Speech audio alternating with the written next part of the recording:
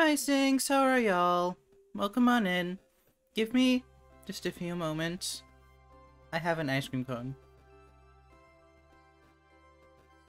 You know, maybe I should start the streams like 30 minutes later on the weekdays. Because this is always when dinner is, and I'm always eating.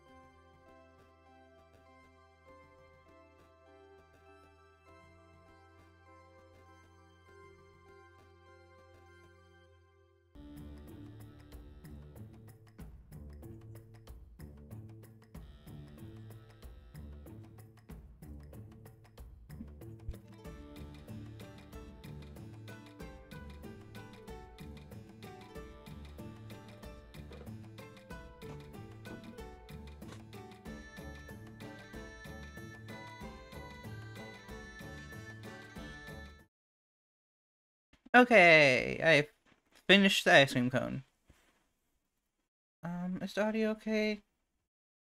Actually, I can't even see the audio. Hold on a second. I think I finagled a few things incorrectly.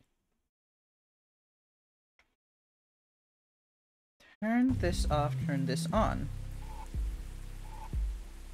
There we go. That should work.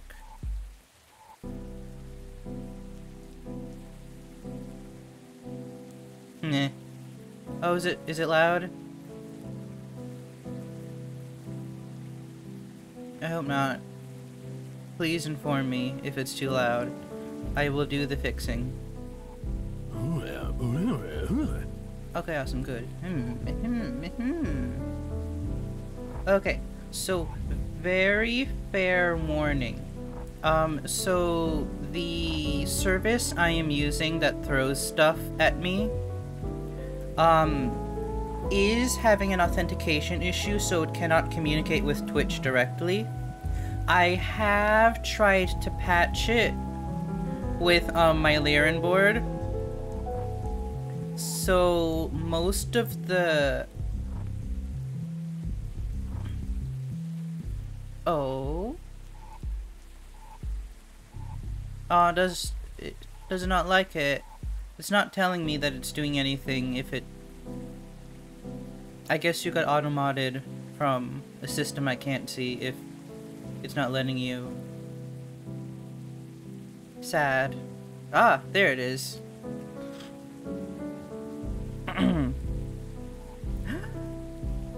Digits. I see. Oh gosh. Yeah. Digits B, digits B, digits B, digits B, digits B, digits B, digits B, digits B, digits B, digits B, digits B, digits B, digits B, cute. Aww. Oh.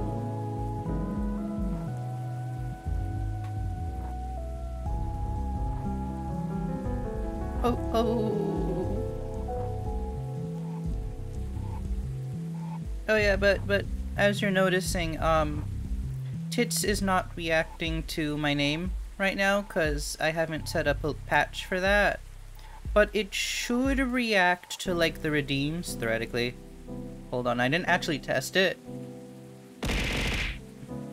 Okay.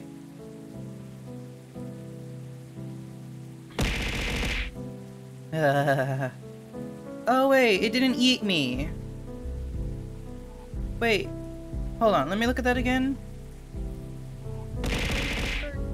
How dare it not yeet me? No, I'm fixing that.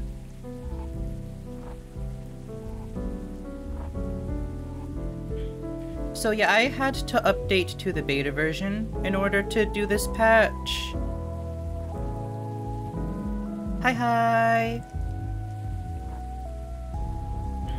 Let me just, probability rotation speed.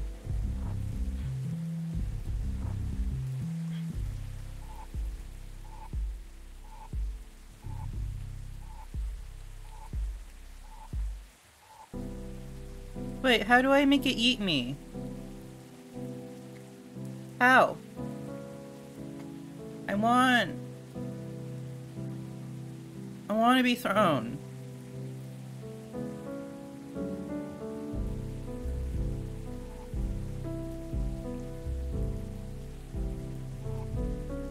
Go stuff. On a hit. Expression, hotkey, knockback, bounce.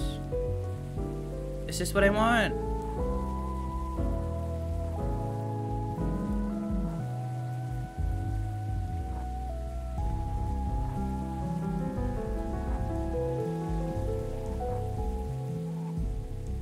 Is this what I want? Add video, replace object action, parameter action, hotkey action. Heck if I know. Just put the strength all the way up.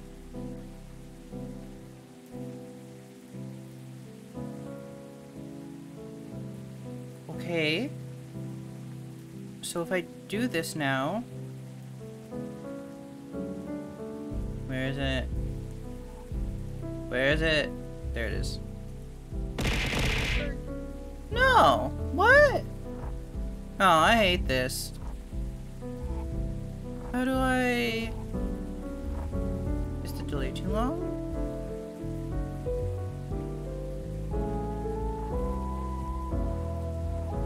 No, this is important. Oh, I don't even have a board access to this because it's not even supposed to be here. Where is it? Where is it? Why? Event manager override? If I do that, and then... Oh, now there's no sound. The heck?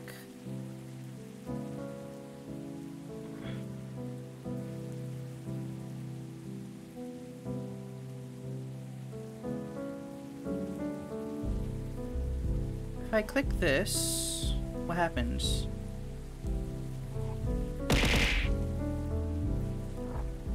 I have no idea what just happened.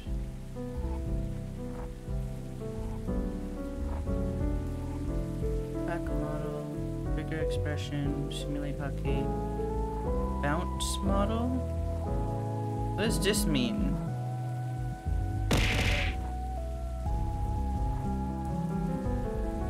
If I do that... I don't understand...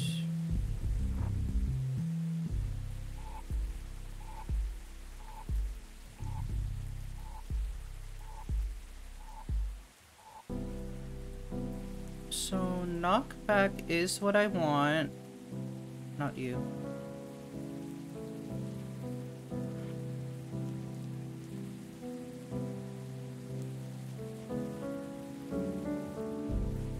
I don't... Place action, object action... Object action, stick, disappear... No.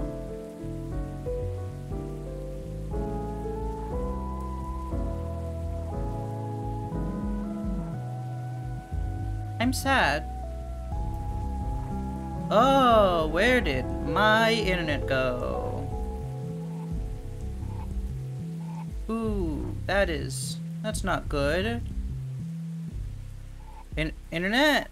Hello? Oh, that's really not good. Okay, I don't know how to yeet myself into the void anymore. I'm sorry. Strength.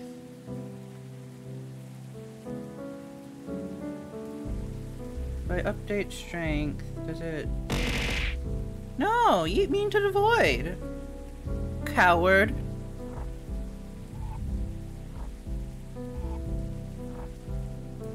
Okay, so everything's falling apart at the same time. Love that. Hi, Ultimate!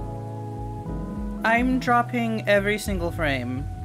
I'm don't know what's happening. So I'm dropping so many frames. Why am I dropping so many frames? Why is the internet so bad? What is happening?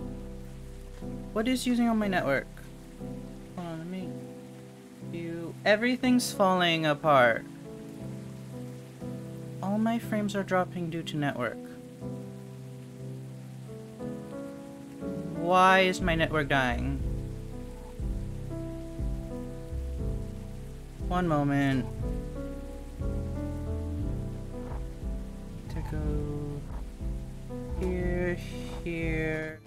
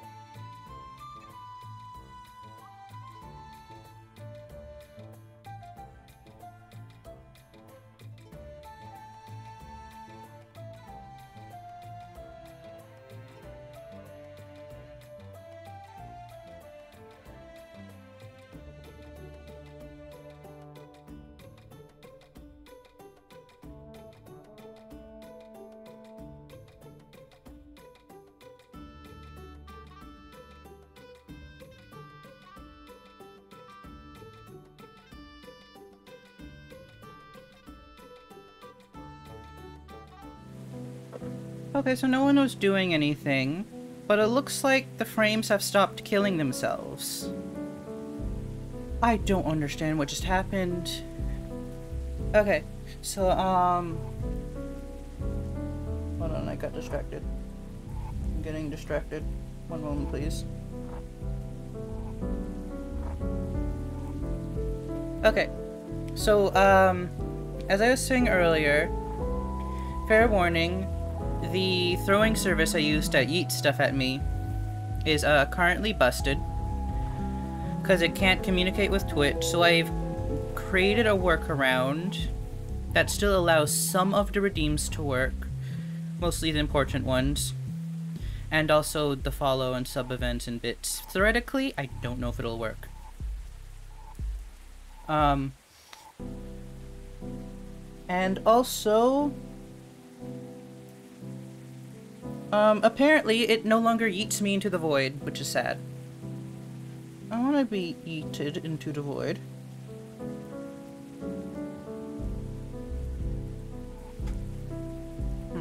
Oh, wait. I wonder if that's a elsewhere setting, not you.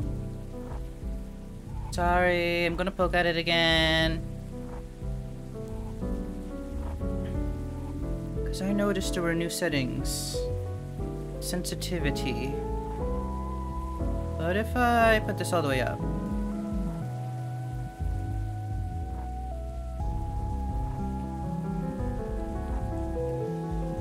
And then try again. I have to actually do the redeem because I'm not on the board anymore and I really don't want to switch back to the board. No! No eating! This is sad! This is depressing. I'll have to fix it another time. This is quite the sadness.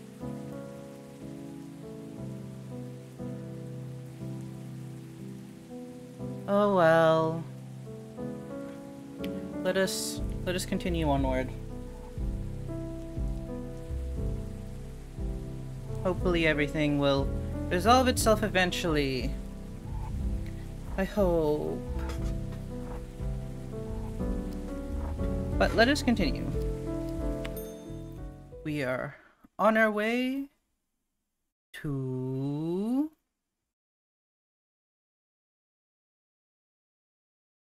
Head empty. Head very empty. We're on our way to do something.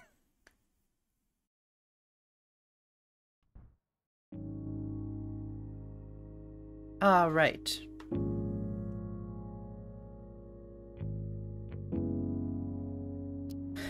Yep. We've looked at that. Fun and banners well. Guess who appeared from a guaranteed 4-star? Was it Shinkyo? Oh, that's sad. So I think Genshin can assign me Mondstadt, because I haven't pulled like too much yet, but the first 4-star I got was Sucrose. And I don't think the game likes me. So as a reminder, we're going to focus mainly on the story. Oh wait, but I do want to do that one fishing dude. We're going to do the fisherman story since we started reading it. And the main story because my voice cannot handle all of that. Let's see, where's the fisherman? There it is. Jack waited until Maddie left the counter before mentioning to Che. Hey, said Che. Can I get you something? Jack nodded. Can you get out that whiskey bottle and pour a glass? Che glanced over his shoulder to verify that Maddie wasn't present. Any reason you couldn't ask her? Said Che. Afraid of what it might do to me, said Jack. Wouldn't want her to worry. Che arched an eyebrow. Should I be worried? Jack shook his head. You don't strike me as a worrier. It's not about... I'm not intending to get drunk. I think if I smell it, then it might be enough. They're going somewhere inside of here, and said Che, tapping the side of his head. Exactly, said Jack. And you, well, I can tell from looking at you, you know what it's like to see a friend die. Che smiled grimly. Am I that easy for you to read? You farm Nilu. I'm confident I can get enough wishes to get her on 3.1. Ooh, neat. I'm still trying for Kokomi. As well. Kokomi. And having her jellyfish was so nice. Inside like the trials. And then, you know, alting and becoming DPS Kokomi was hilarious too. I'm a healer, but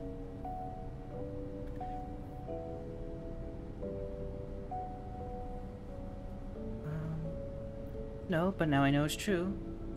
Don't count her out, said Shay, referring to Maddie. She's seen more than you can read on her face. Yeah, but Jack hemmed and hawed over his next words. Seeing something is not the same as having experienced it. You know what it means to be experienced in losing friends. Shay nodded. It's a feeling that I've grown well acquainted with over the years. I remember the day I found myself preparing for a funeral, and not even thinking too hard about what I was doing. Almost going on autopilot until the moment I realized I've done so many of these things I can mentally check out at doing this, followed by a feeling of nobody's ever supposed to feel like they're getting good at doing funerals, right? I don't even have Kokomi yet, but I will gladly steal your Sango pearls when time comes. I also don't have any level up materials because I've been trying to level up Kole, and after that Fischl, I don't know about Fischl yet. If I get Kokomi, I might switch out Fischl for Kokomi because Hyper Bloom. Because with Xingqiu, it's absolutely abysmal trying to get Hyper Bloom to work.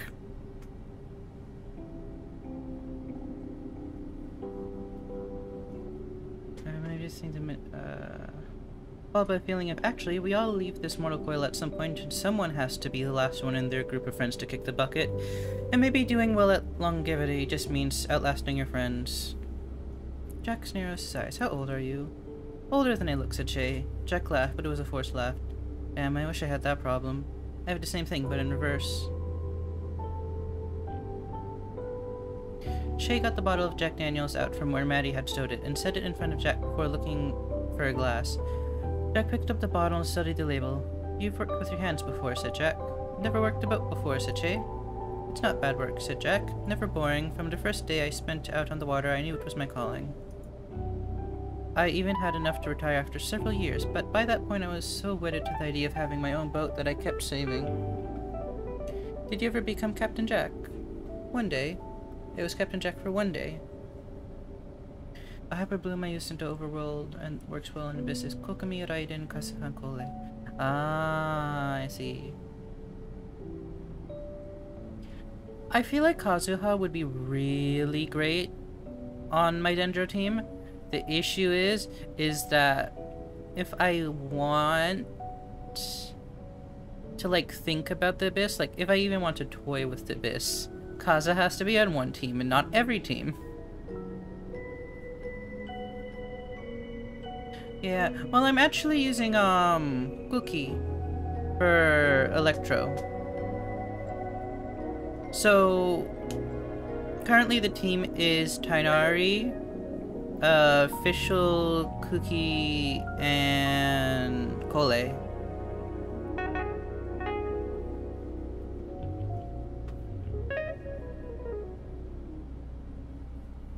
Ah, beautiful.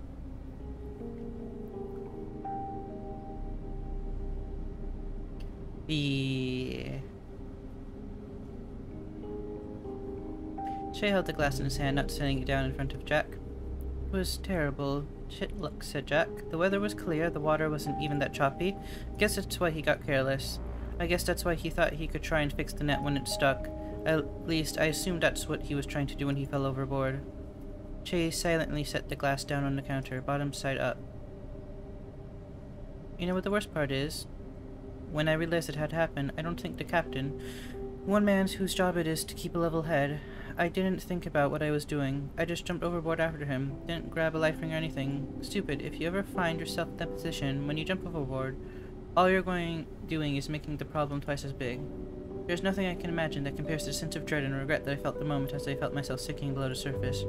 Can you imagine that, having that kind of thought? They say that when you're in intense physical pain, it's supposed to block out anything. You can't fully anger or sadness or regret or wistfulness when there's 1,000 needles stabbing you all over at once, which is exactly it feels like when you jump into the freezing Alaskan surf.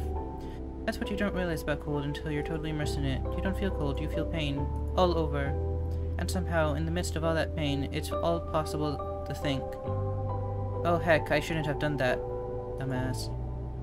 When I leaped over, I guess I imagined myself swimming around in the water looking for him, and I actually did try opening my eyes. Big mistake. The Pacific Ocean. I'm not sure if you knew this, but it's salt water. And somehow, that's even more painful than 1,000 pins and needles stinging you all around, reminding you that the water is freezing and you're not supposed to be in it. You know what the crazy thing is? They managed to fish me out. Terrible pun, sorry. They found me. They threw me a line. Irony is, I almost died of hypothermia there on the deck. Being so cold in the cold Arctic wind. You know hypothermia can kill you almost as fast as drowning can. I didn't even make it to Cal's funeral. I couldn't bear to look his girl in the eye. Nobody blamed me as captain. Cal should have known better than to do what he did. Did know better. All I could think was, what if I hadn't jumped over?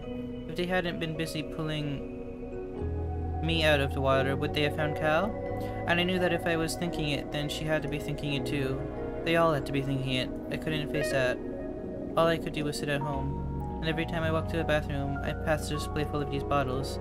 He tapped a bottle of whiskey on the counter. Hypothermia can kill you in 5 minutes. Drowning can kill you in 3. Drinking yourself to death, it takes longer than that, but not much longer.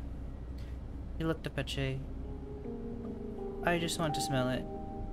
Jack glanced at what little remained of the halibut Shay had grilled for him. The fish didn't do it for you, huh? Said Shay. Jack shook his head. Like I said, it smelled too good. Shay dutifully uncorked the whiskey and poured out a finger. What does that even mean? Jack held the glass to his nose and inhaled deeply. Yeah, this is the smell I was looking for. There it is. That's a smell that makes me feel sick to my stomach. He stood up. I think I'm ready to go. Uh, and so is the story of the fisherman. I don't remember if I saw part 4.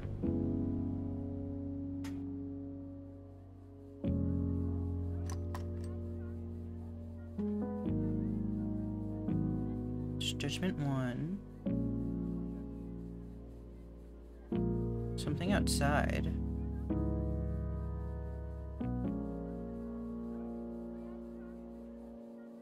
Oh.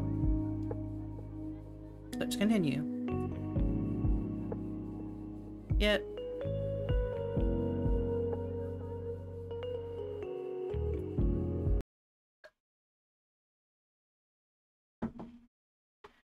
The Maddie that just like sits there waiting for you to continue looks a little bit uncanny. I don't know why. I guess it's because she's like not in motion. She's just sitting there with a dumb look.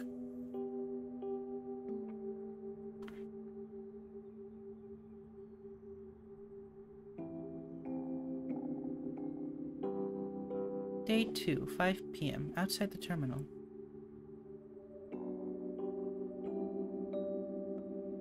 You right? Hello, Ralphie. Welcome on in. How are you doing? Guy's now sleeping on my bed, and I start betting him. Now he's just enjoying it. Aww, Kimchi. Oh. Oh yeah, I'll tell you the warning that I gave to everyone else. The throwing system that eats stuff at me, for some reason cannot authenticate to Twitch right now. But Liren board can, so some of the redeems still sort of work. They, como se dice? I routed them through Liren. Thank you for the food, it's much appreciated. As you see, they still sort of work.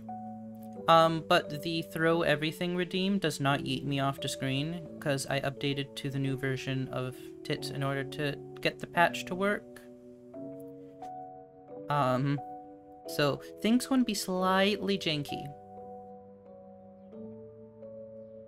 Cool. Mind if I join you? Go for it. Oh! Oh no. So many. Or maybe is it because it's throwing it all at me at once? Hold on. I honestly don't know. Yeah. No, I'm very squishy. Let me try.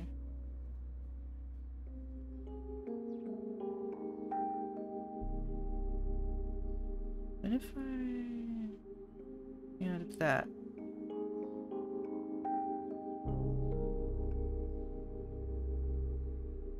Yeah, I have to figure out how to make that work. I'm probably going to have to like message the program maker, like how to get yeeted into void. S'il vous plaît.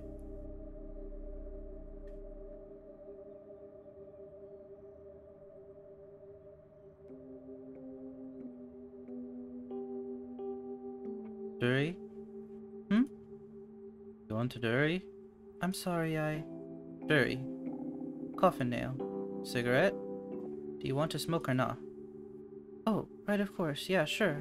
Sorry, it's been a weird day. Is that what Dury means? Thanks. No worries. Where are you from, then? You're the first to ask. I live in Collingwood. Oh, I should go back and figure out what the heck Collingwood is. Where else can you find an active nightlife scene amid active factory shots and apartments built all during the 1800s? Who knows? Well, the other dude already has a boyfriend. Oh yeah? Whereabouts? Smith Street. They're pricey up there these days, isn't it? I bet you like your avocado toast. Ah. Piss off. Got housemates. Well, now I know what you mean. Bit odd. Being dead and all that. Gets some getting used to. Ned certainly knows what it's like to get used to being dead. People keep saying that, but it doesn't make me feel any better. I understand. Do you? I reckon as much as anyone can, yeah? Right. Hey, what's Abatos actually taste like? Huh? I've never had it. Can't you go out and just eat some? I'm sure Maddie could whip it up if you asked. Avocados are a highly malevolent fruit. Don't trust them one bit. Plus I've got this whole situation.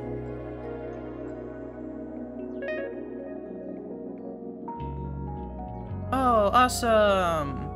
I've been slacking on the battle pass. I'm like not impossibly far away, but like probably won't hit 50. So that's what the straw is for. You got it. So what does it taste like? I don't know, like avocado and toasted bread. Avocado's kinda cold and mushy, but it's got a good taste. Like peas? Yeah, definitely better than mushy peas. Love me a bowl of peas, mate. One famous Australian outlaw requested peas with a bottle of wine for his last meal before he was hanged. Huh. What, 'cause they're the only thing you can eat through a straw? Watch yourself. Gonna zap me with your death council powers? First off, it's Council of Death, not Death Council. They're totally different things. Oh. Second, you really think that's what we do? Walk around shooting lightning out of our fingers? Well, when you put it like that, it sounds a bit silly, yeah. We don't do anything like that. We just keep things running smoothly is all. Asking cafe owners to settle their time debt isn't something we like to do often. So you just keep the peace. As heckin' ironic as that sounds, yeah, Ned keeps the peace. Dude. I know. Want another? Sure. I know you're dead and all, but like...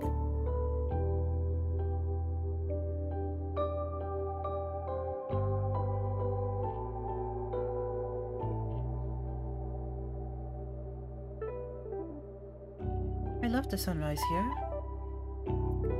They're alright. You watch many sunrises, Ned? Not enough, no. Even semi-immortals need their sleep. Liminal space tends to draw liminal people. Makes sense. I just like to sit here and watch it. Even... I hope it's her speaking.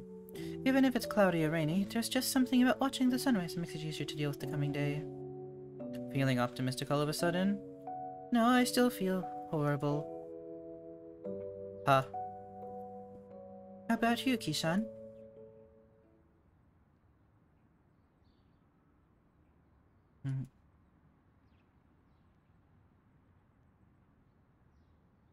Kishan? I don't feel great. I'm still having a lot of trouble.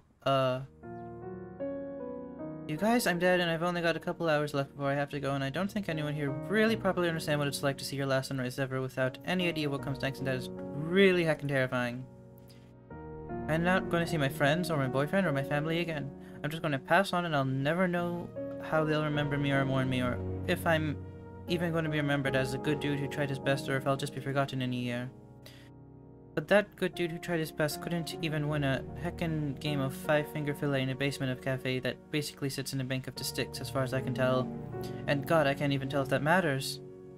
Were the stakes low? High? I can't tell. I'm so disoriented. I'm trying to desperately to feel something, but all I feel is I'm slipping away with every second. I'm losing myself by degrees, and it's incredibly scary, and I don't know how to deal with it.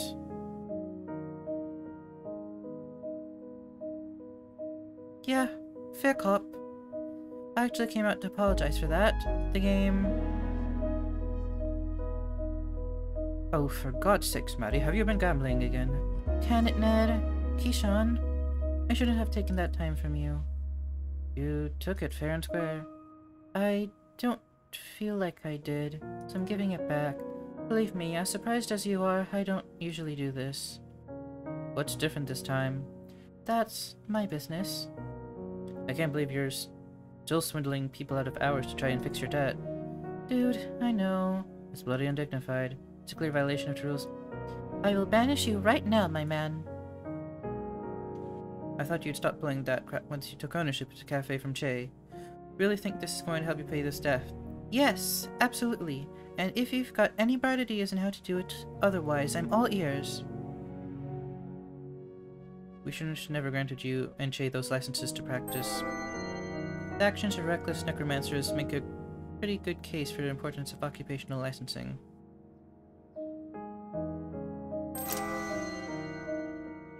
You've obviously failed to be responsible with them.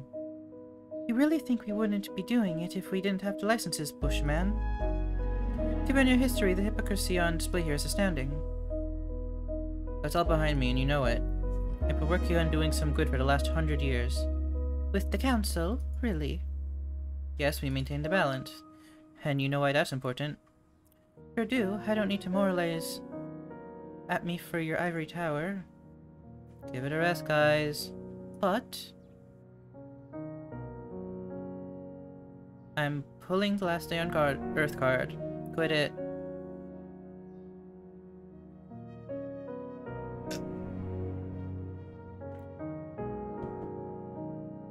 Blech.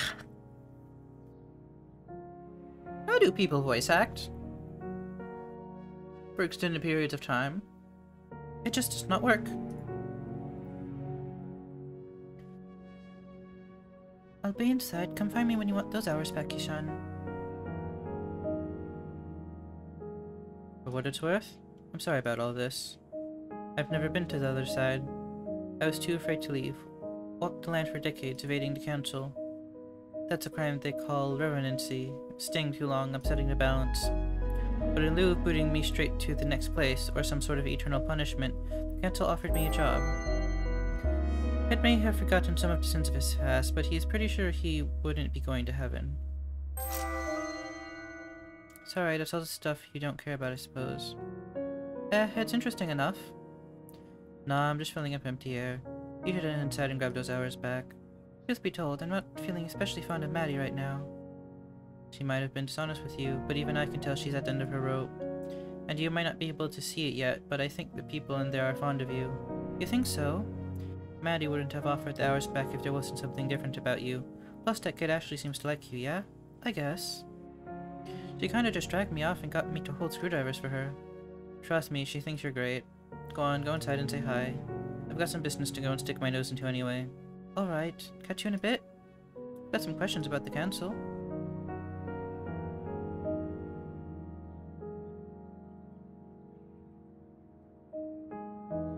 Of course, I won't be out for long. Later, mate.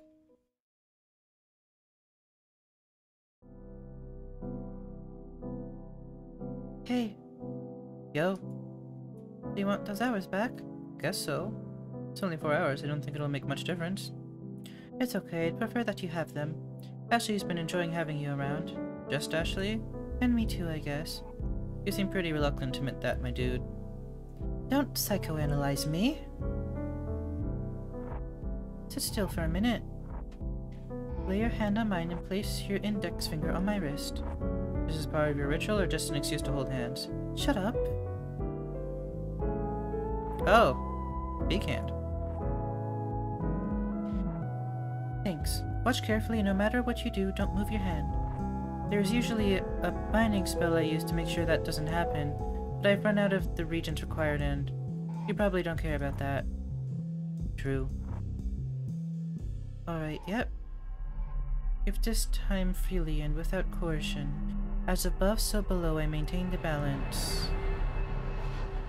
Oh. I maintain the balance.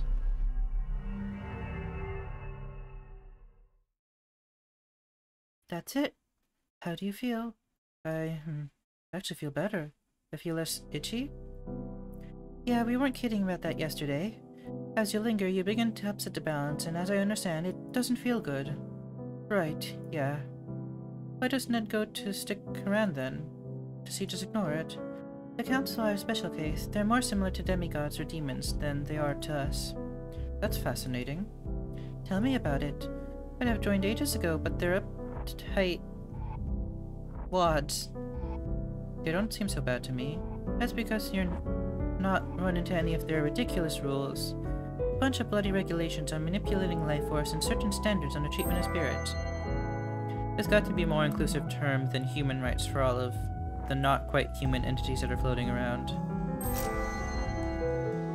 Is that why you gave me the hours back? Because Ned realized you broke the rules? No, that was all within the guidelines, despite his blustering. I gave them back because I felt bad, that's all. Oh neat, so you pity me. Love that. I'm actually really into it. No dude, it's not like that at all. No, you don't need to clarify, I get it. Seriously? Last day on Earth. Moving on. Fine, sure, I'm sorry. Sorry, I've got to serve this customer. I'll help. Really? It's probably not a two-person job. Sometimes two people who work on a task will be less efficient than one. Sometimes Keyshawn doesn't care. Yep. Come on.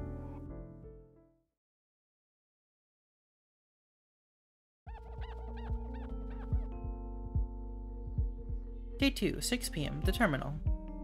Phew. Anything else that needs doing? Nah, I'm gonna take this tray of glasses into the kitchen. You can go chill for a bit. I'll take them. You need a break. Sure.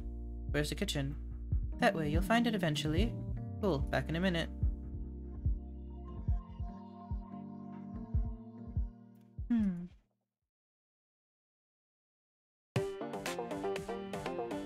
Oh. Your pawns are nothing compared to the raw power of my castle. Brook and Castle both offer protection from the defending team, but Brook seems to be more popular. Nothing. Yeah? What's this then? Ah! My castle! Brought low by my own hubris. No, it was just a pawn. And maybe a little bit of hubris. When Chase sees Ashley thriving, it's hard for him to feel like he's doing the wrong thing. Maybe that makes him overconfident, maybe it makes him just right of confident. Bishop. Knight. Ah! Do other castle and check? Check, you say? Oh, I didn't think of that. You activated my trap card. Oh, Maddie, come check this out. I tricked him into a false sense of security. Oh man, that's embarrassing. You seriously let her outmaneuver you that hard? Yes. I'm very ashamed. I suppose the real hubris was inside me all along. I heckin' love winning. I should try doing this more often. A chance to win a chess? Could grow into a big winning streak, you know. You wanna play something with us? I should really head back down to the bar. There's nobody there. Come on, take a load off. If anyone really needs you, they'll know where to find you. How about I grab a solid drink? Make sure there's nobody waiting out there. Then we play something. Won't be 5 minutes. You actually gonna come back this time? You never come back. I'll come back. Promise. Why don't you pick out a game while I'm gone? Let's find something, Ashley. What do you feel like playing today? Something... Something with a lot of dice. Past tense of die is died. The plural of die is dice. Oh. Dice it is. We'll see you in a minute, Maddie. Day 2, 6:15, Ashley's workshop. Oh, look at that.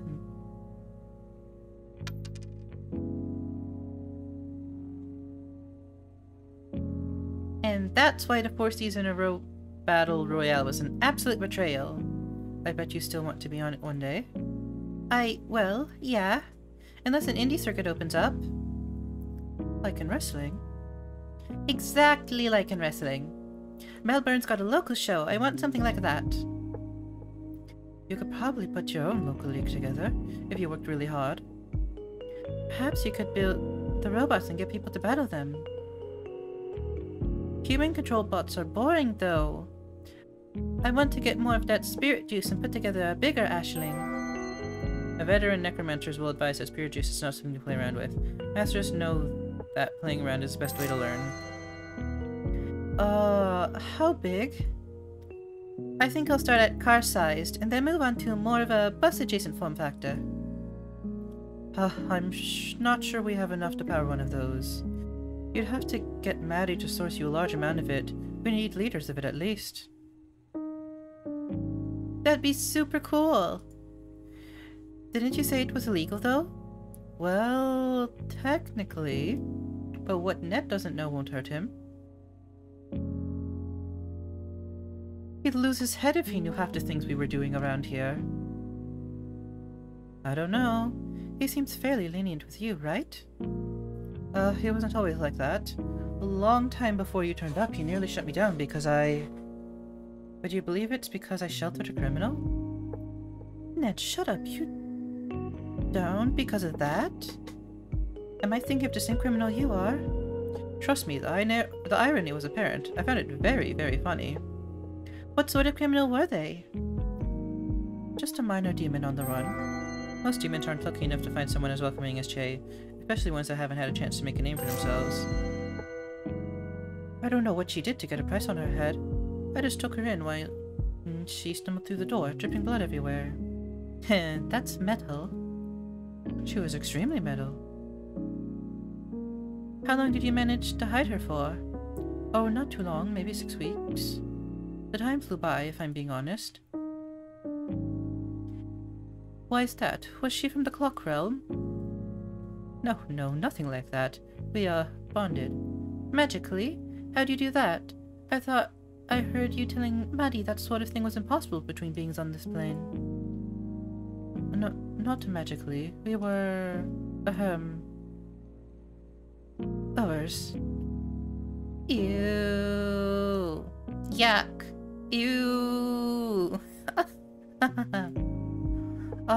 Happier days. I love hearing about when you were young and reckless. Gosh, what do you think I am now, old and boring? Definitely old. Despite myself, I must say you're definitely not boring. There's the patented Maddie charm. Well, you know him. I'm full of him. Oh yeah? Charms, hexes, curses. That's all on your account, old man. I won't deny it. Hey, Maddie. Hey, dude, having trouble finding the kitchen? Yeah, I couldn't... I checked everywhere. It's just behind the bar, man. You couldn't miss it. I told you I checked everywhere. No, you're not catching my drift. It's just behind the bar. You can't miss it. Have another look. It'll be there this time. Sometimes you gotta remind the quantum hallway that they exist.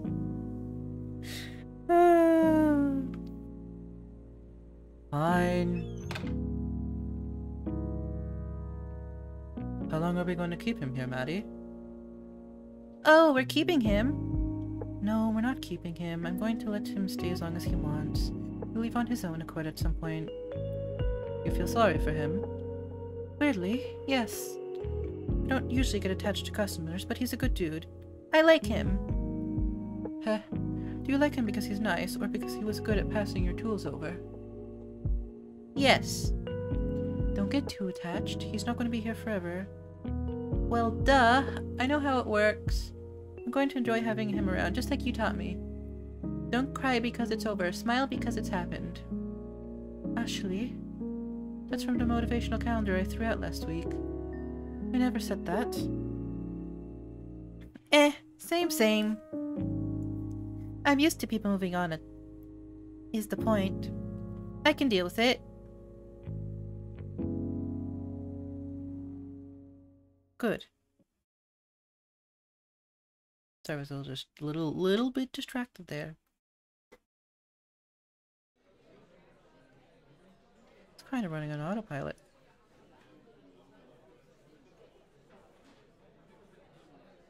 Oh, he has returned. Who's... There's a lot of noise. Who's running this place?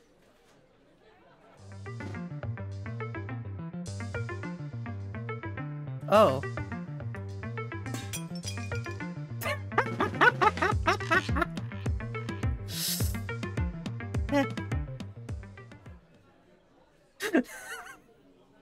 just just bonk.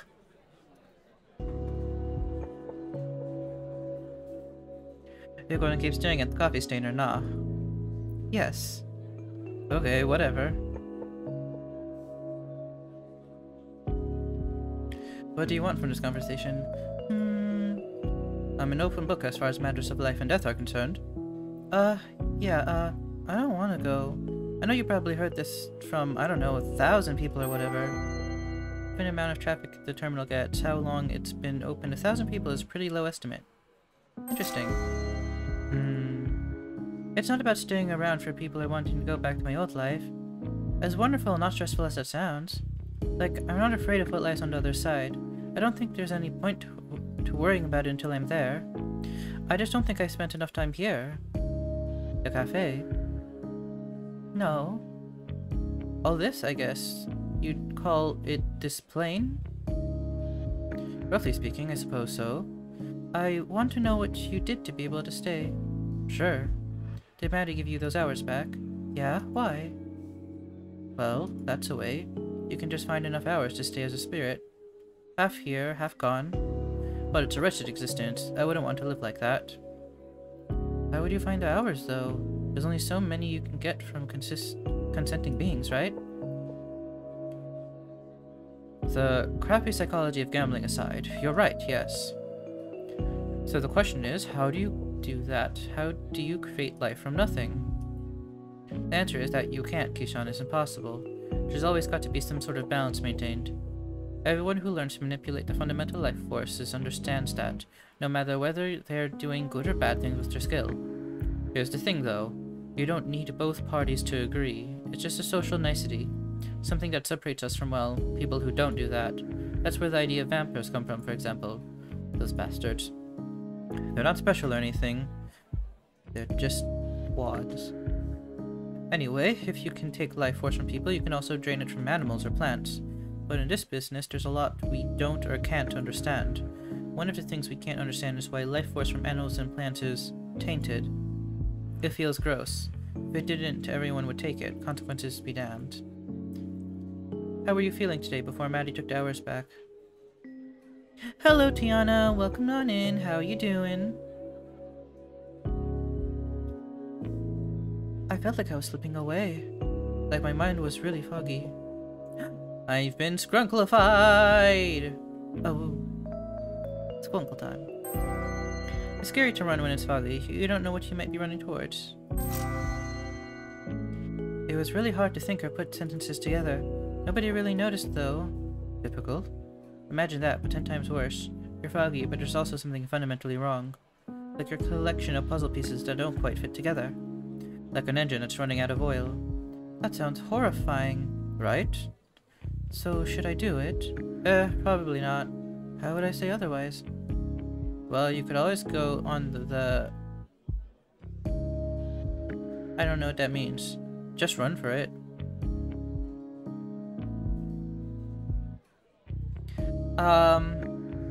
Currently it's okay, since we've only been here an hour. That will change eventually, and I can feel it trying to die. But you'd catch me. Not me personally, but yes, the council would eventually. And that's it? That's my only option? Perhaps. Depends on how you feel about bonding your soul for eternity to a fundamental neutral arbiter of justice. The downside of neutral arbiters is that they're never on your side. I have no strong feelings about it one way or another. Maras.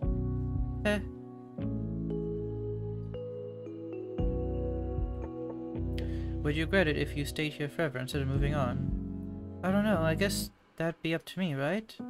How do you mean? In the end, I feel about taking a big branch of my life is just a matter of how I frame it. I could focus on what I'll regret, sure, but it's not a useful way to spend my time.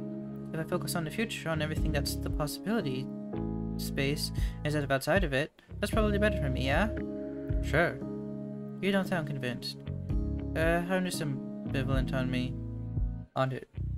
I try not to think about anything too hard these days. But if you're willing to accept eternal bondage with the Council, I can keep you here. It's not easy work, though. You have to act in the best interest of the system, not its individual parts. Bureaucracy at its finest. How did you learn to deal with it? This took some time. When you're used to it, you learn not to think too hard about what you're doing. As long as you take a holistic view of everything, things generally shake out alright. We tend to only bother the biggest rule breakers anyway. Maddie being one of them. Habitually. She wouldn't be getting so much leeway if it weren't for Che. I don't understand that guy. He's nice, we've chatted a bit, but what makes him so special? He's provided services in the past.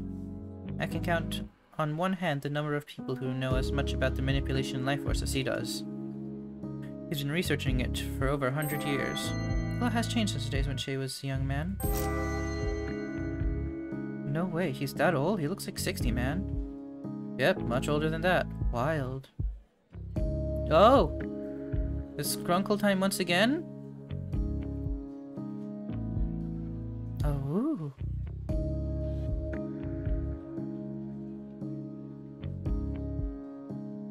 We're getting a little sidetracked, though. How do you feel about joining the Council? I don't hand out offers willy-nilly, you know. I'm interested, but can I have some time to think about it? How much time do you have? You've been out for nearly 25 hours. You're overdue. Put it on Maddie's tab. Huh. Okay. I assume you're not going to stick around forever. Unlikely. If the next few hours are anything like how I felt this morning, I'll stick around until you have a solid answer then. Cool. Wanna get drunk? We're already drinking, mate. Nah, Che told me about something pretty special he's got behind the bar. Unless it's something really special, he's probably offered me some. And even then. So you've tried the... Bottled Soul? You're pulling my leg. Nope. You've got to be mistaken. You haven't seen it in person, have you? I actually have seen it. Oh, that's quite illegal. I expected better from him. Damn it. So you're going to drink it or not? Council regulations require me to confiscate it or force the owner to dispose of it. Ned doesn't steal anymore. He just uses acid. It's a completely different thing. Ha. We'd be doing him a favor then. I suppose. Come on, dude. She said it'd knock you flat. When you say you, do you mean me or you? Or just anyone who drinks it? Anyone. It's like 200% alcohol or something. That's not technically possible, but I'll admit, my interest is piqued. Well, let's not waste any time. You had it on you this entire time? Damn it. This was a setup, wasn't it? Basically. You in? Fine. Oh, this looks deadly. Good thing dead people can't get alcohol poisoning. Hey. To bureaucracy. Ha, to bureaucracy. Rip them. I have no idea what that's all about. You has a phone. Yo. Your order's arrived. 3 days late, mate. It got held up by a mutual acquaintance of ours. Ah, heck. That explained why he's in my hair. I'll be there in half an hour. Oh, coffee beans. That's what it is. She really likes her coffee beans. I returned. I am no longer the Skrunkle. As much as I love to Skrunkle.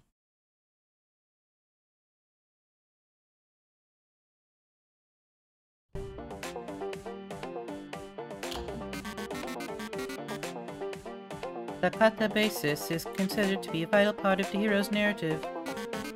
Every hero goes to hell at some point, and in this story, they usually come back, which is the bit that seems weird to me. I don't think that's how it works in real life. The cafe has had a bunch of heroes come through, claiming that they were going to conquer hell and come back. They never returned as far as I saw. The idea at the basis is that in the grand scheme of things, hell or the underworld or Hades or whatever you want to call it.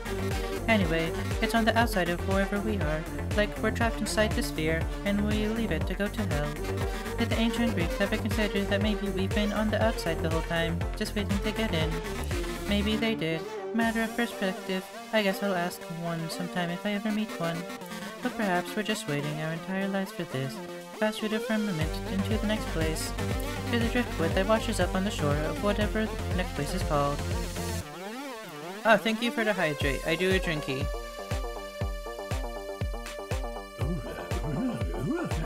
Ooh, you got the shiny?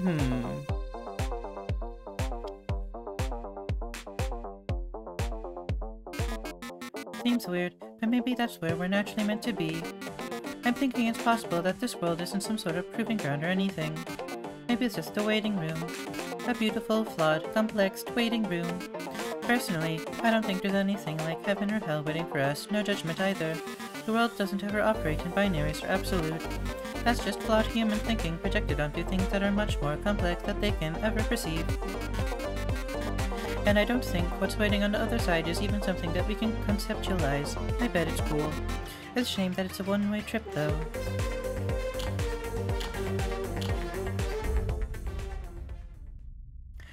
Okay. Egg!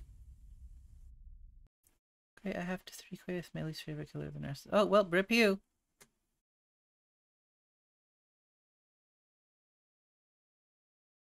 How much? Okay.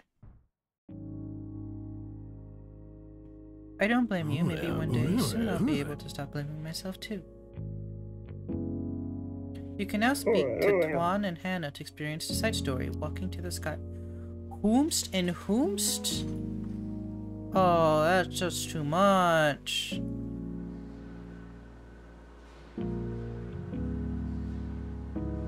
Who's Tuan and who's... Oh, those two. There's a side story going on. Wow, that's a lot. So we're actually going to take a quick stretch break. I am going to run some ads, so I apologize that if you are not subscribed, you will be seeing them. But don't worry, you won't miss a thing. I shall wait until the ads are over, at least according to my timers. But if you are subscribed, you'll get to hear me ramble and see my model do a little jig as I stretch. Oh, and as a reminder, it is September, so all subscriptions are discounted. I shall see you all in a few moments. And now, I do the stretchy.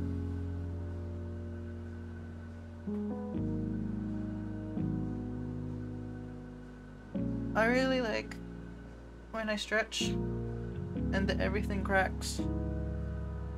Very satisfying.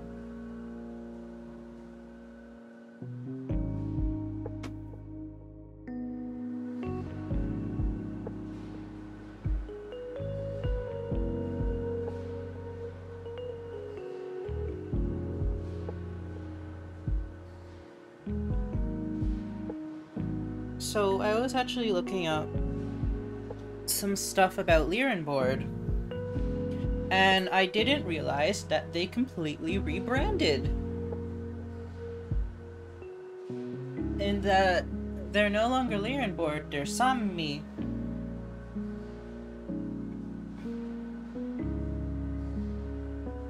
Which was very confusing.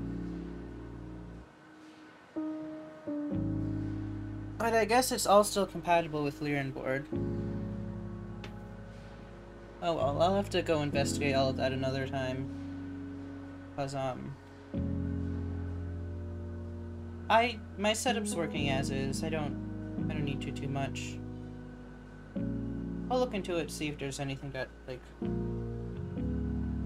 is super fancy. That's like, oh, I need that now.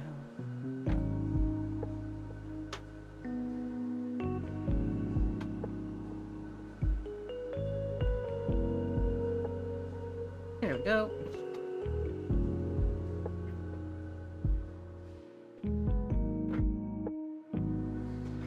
Welcome back. I assume people are back.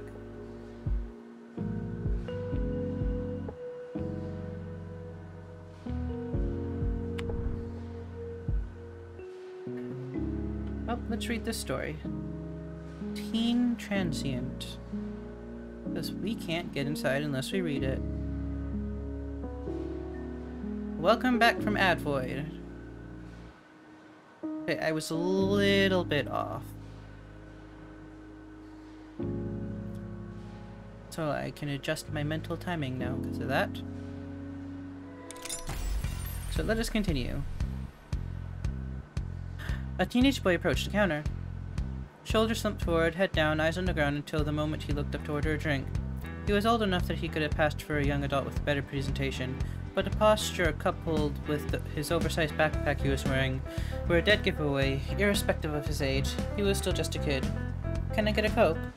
An order befitting of a kid. "Yeah, I think we can manage that," said Maddie. "Think fast," said Shay. Maddie turned around and just in time to see an aluminum can hurtling towards her. She almost caught it.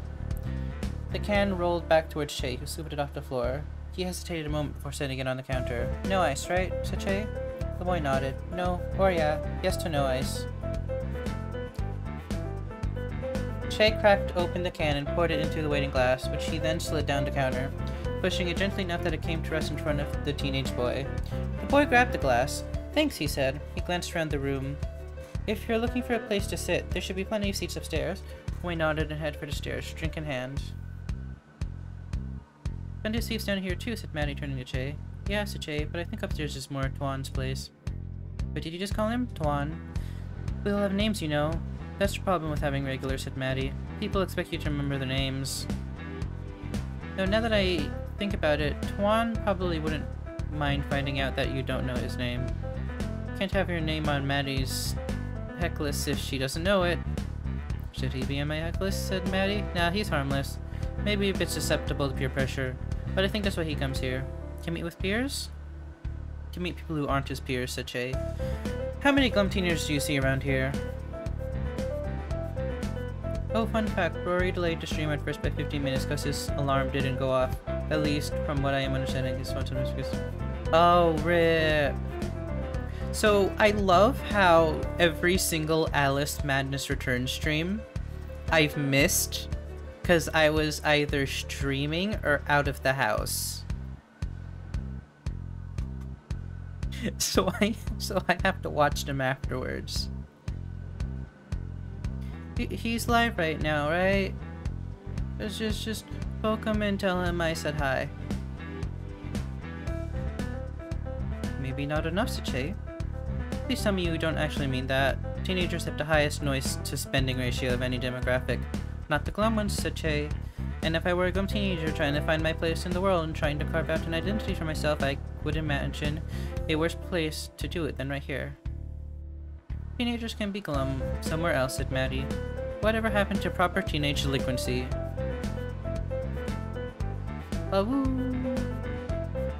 Be careful what you wish for, said Shay. We've been mercifully delinquent-free for quite a while. Proper teen delinquents don't loiter in coffee shops, said Maddie. They set things on fire, spray paint alleyways, and stay out past curfew. Does the city have a curfew for minors? It should. Teens need to be able to break rules, and all the better if committed acts of vandalism at 11 p.m. gives them a 2-for-1. Maybe you should avoid delinquency and just stick to general mischief, said Shay. Oh no, said Maddie. We already have plenty of mischief around here, ever since Ashley set up shop. Got it. Next time I see Tuan, I'll tell him he needs to be committing more crimes. What'll you do if he actually takes your advice? He won't, said Shay. Peer pressure only works if it's from up here. Someone of my age telling him he'll be cool if he starts swiping liquor won't do much to assure him that becoming a thief is the ticket to popularity and acceptance. To find another teenager to him, I'll keep my eye out. Oh. Okay. I guess that explains who these two are.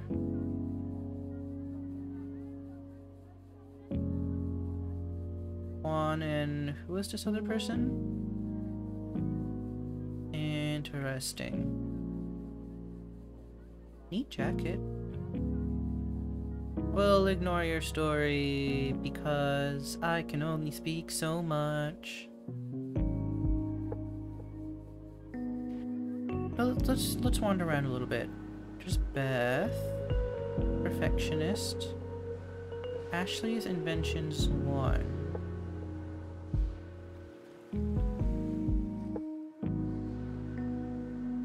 Oh, we can't go down here. This is probably a special thing. Or nothing, whichever.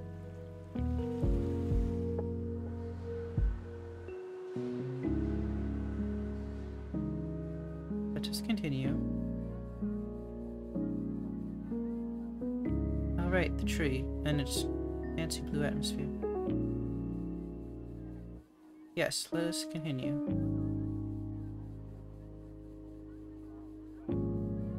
Oh, last time she had her mouth open.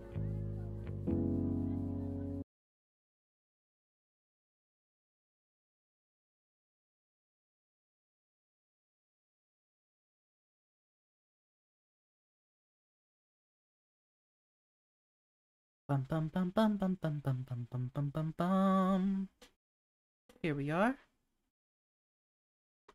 Day 2. 8:15 p.m. outside the terminal. Ugh. I don't have the energy for this. And he's been running on empty for several days now. Oof. Mood.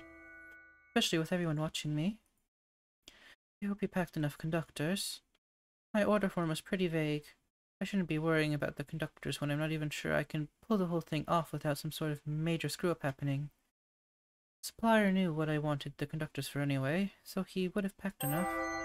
A good supplier knows enough about their clients to anticipate their needs. There's a certain amount of nosiness that is polite after all. And he knows that I've got Ashley helping me. Helping you with what, Madeline? Piss off, Ned. Rude.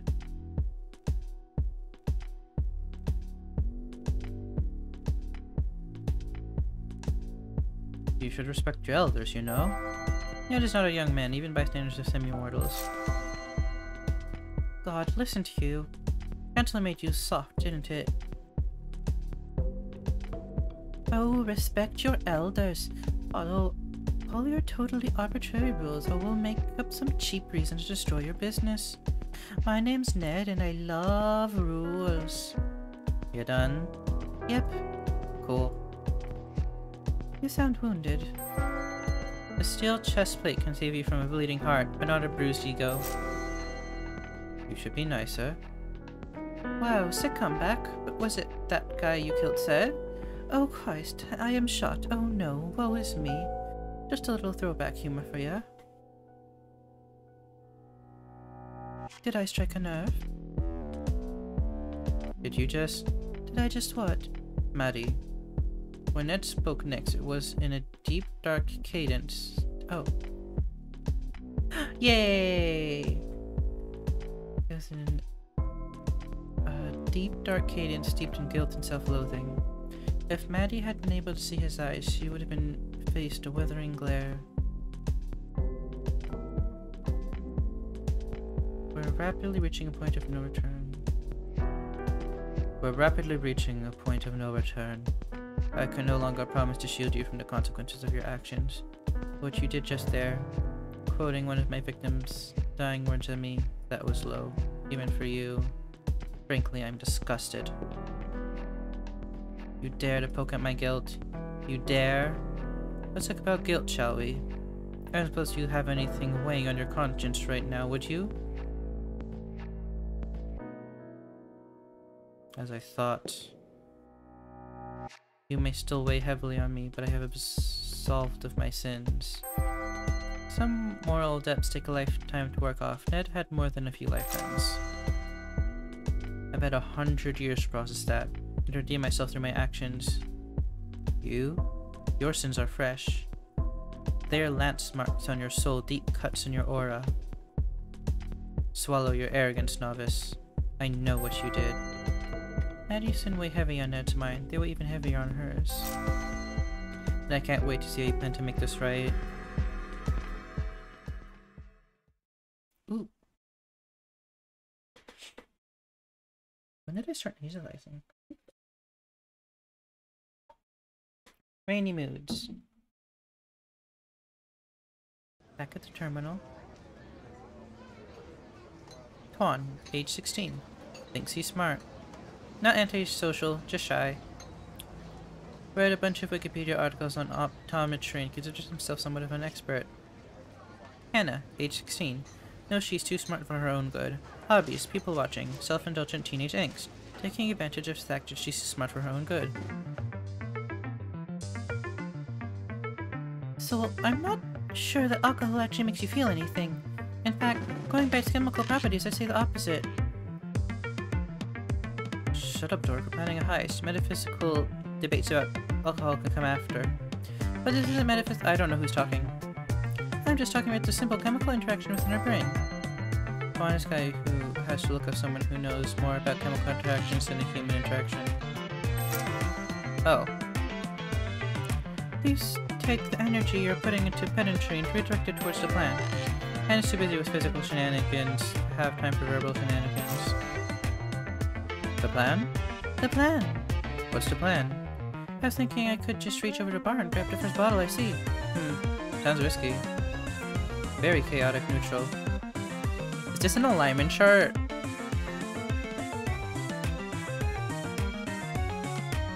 Wait, which axis is which? Oh, he's true neutral, that makes sense. Who are you? So wait, which side's lawful and which side's like... Yeah, I give up. What's your alignment then? Neutral good? Okay, so is this good? Bad. So like, neutral bad. And then is this chaotically bad is Ashley? Oh no! And then chaotically good is him.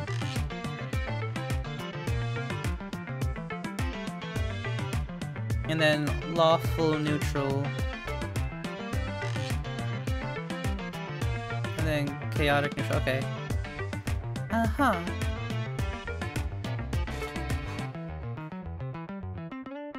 I'd say I was lawful neutral, but... Yes, actually he's chaotic evil, it's beautiful. That's the coward's option. Yeah. But getting back to the plan... Oh. Using your own pedantry to distract you is absolutely part of the plan. Wow, so little faith in me. Gotta minimize liabilities here. Hannah's still learning to trust this guy. He doesn't have the look of an interloper, but you can never be too safe. You're out here playing checkers while I'm playing six-dimensional upside-down laser chess. I've galaxy brained this, and now I'm holding the fruits of my labor. Don't you mean our labor? If you insist. Give me a closer look at that. What sort of fruit did we pluck from Deboo's tree? Really searching the metaphor out, huh? Yep. Didn't recognize the language on this bottle. What? Let me look. What the heck? I don't recognize it either. Maybe it's a cipher. A cider made from fermented apple juice. A cipher is made from fermented word juice. Fermented word juice. Who would make you read a cipher just to know what you're drinking? Sadist?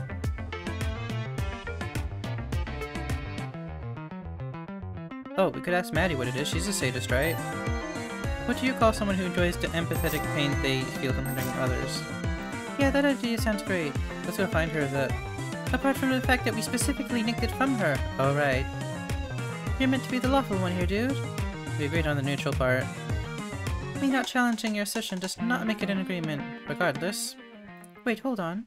I sense a dark presence. Do you feel it? I don't feel anything particularly spooky in the air. Yeah, me neither. Oh. Yeah, me neither. Ooh. There it goes. Hello, children. I see you stoop to petty thievery. Some of the bottles on the shelf are old enough that swiping them would be an act of grand theft. Not this one, however. Alas, sprung. I can't believe my heist career is over so quickly. Aw, don't give up on your dreams, kid. Speaking of, you know what happens when you drink this? I was assuming some sort of drunkenness. Does it make your teeth fall out? Well, last time I had a shot of this, I woke up in Adelaide. Wow. So, the result was 700 kilometers worth of drunkenness and bad decisions. But I woke up 6 hours before I took the shot. I had to drive a rented car back and explain to Jay why I disappeared without a trace and somehow accidentally time traveled.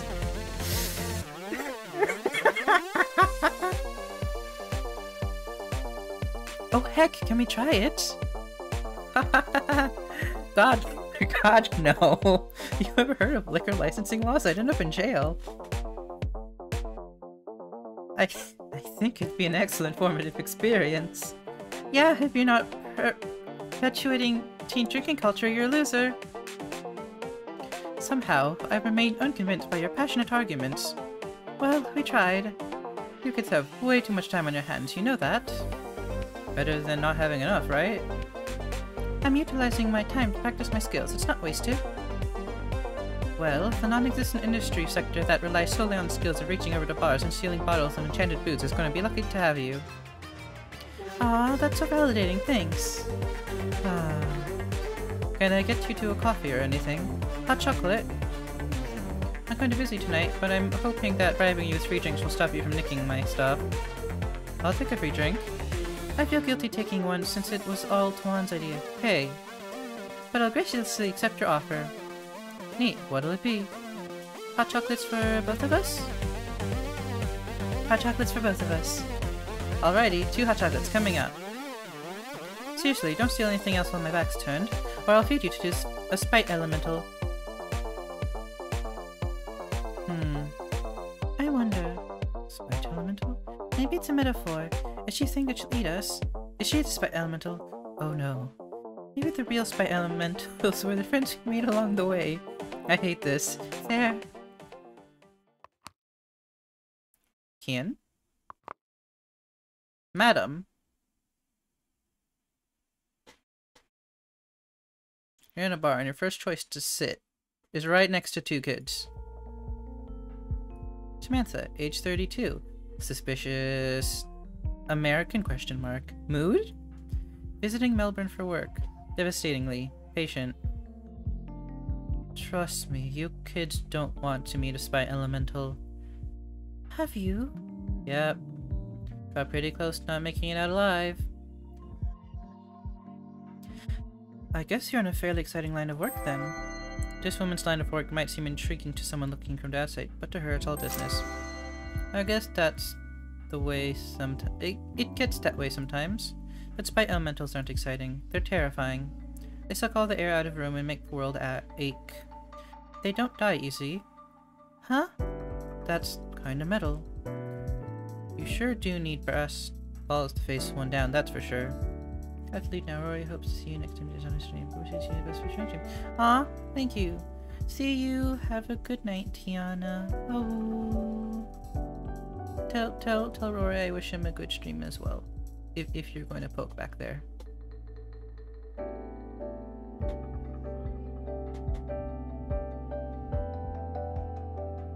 And a steely gaze? What? Cause steel's a metal, and I said it was a metal, and then you mentioned brass, so... Anna, please back me up. Nope, you brought this on yourself, mate. No. Nah, she's totally right.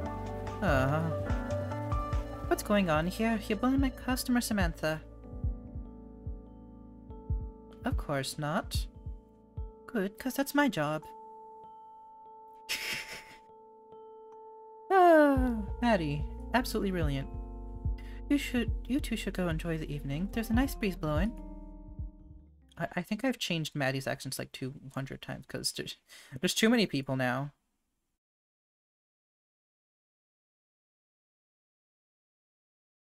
Oh? You remembered my name. That's sweet. Sweet isn't a word that people often use to describe Maddie. That's the kind of remark that says more about the person who's talking than the person they're talking about. Yep. Of course I did, if you're interesting. Doesn't that describe everyone who walks through your doors, though? Absolutely not, especially not in the way that you are. Some people would take offense to that. Your boss, he must be different to mine. Well, my old boss, I guess. I'm my own boss now, actually. Maddie thinks she can make it all on her own. She might turn out to be right. Apologies, your approach to hospitality work is very different from what I'm used to, so what I'm trying to say... Figures, where do you work? Just some dive bar overseas. Wretched hive of scum and villainy. Aww. Well, I will not perpetuate this back and forth, because you need to go. But I appreciate you being the messenger.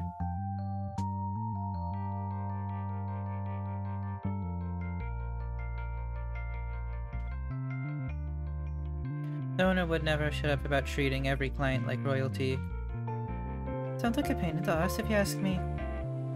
I'm not asking actually, but I appreciate the sentiment nonetheless. So, can I get you anything? Surprise me. Oh, you'd like me to pick you something? Yeah. Mind if I ask you a couple questions? Oh. Are they related to the drink? Yep. Shoot. Okay. What's your favorite white wine? You're not making me a wine cocktail, are you? Haha, no. I'm partial to a glass of Marseille every now and then. Fancy. Next question. Have you ever read a star chart? Like an astrology? No. Why? I don't put any stock in mysticism. Hey, this place isn't mystical. For some people this place seems otherworldly, for others this is just a world they live in. It's built out of cold hard facts. I just don't know them all yet. Alright, fair enough. First question. You're walking in the shallows of an ocean that seems to go into the distance forever.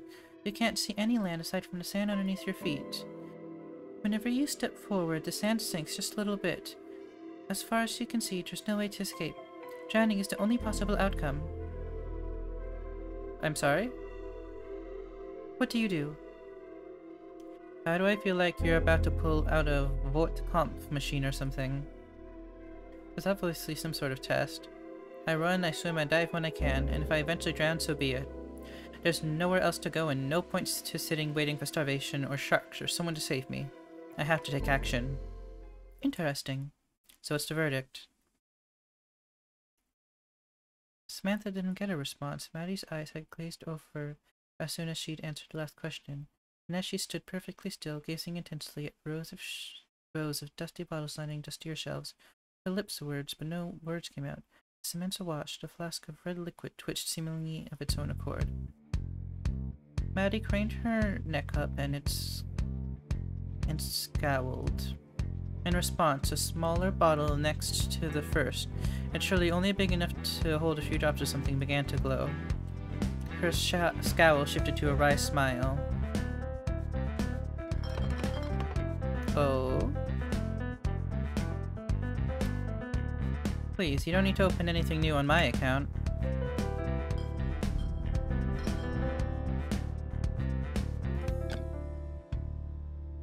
Gotcha.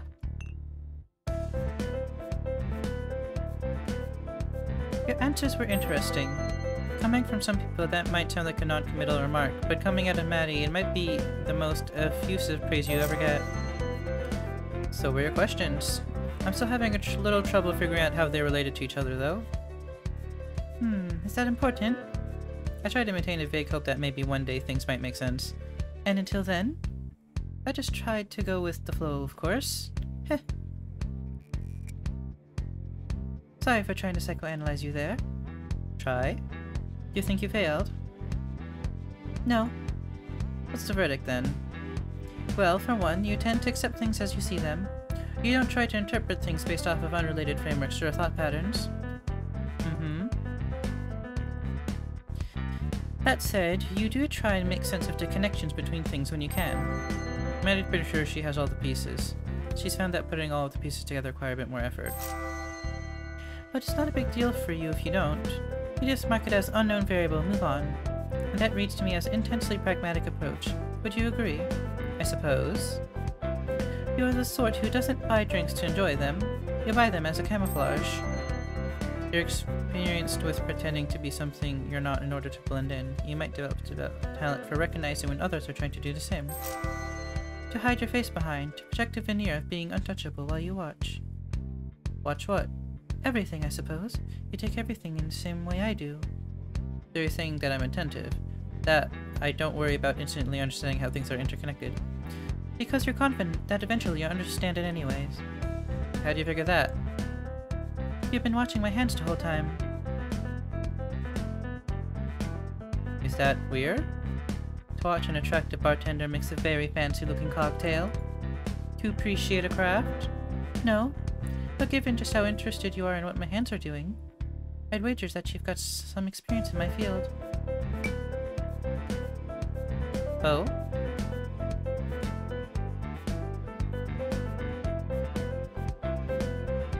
So you are just really bad at picking up on what you're being flirted with, or...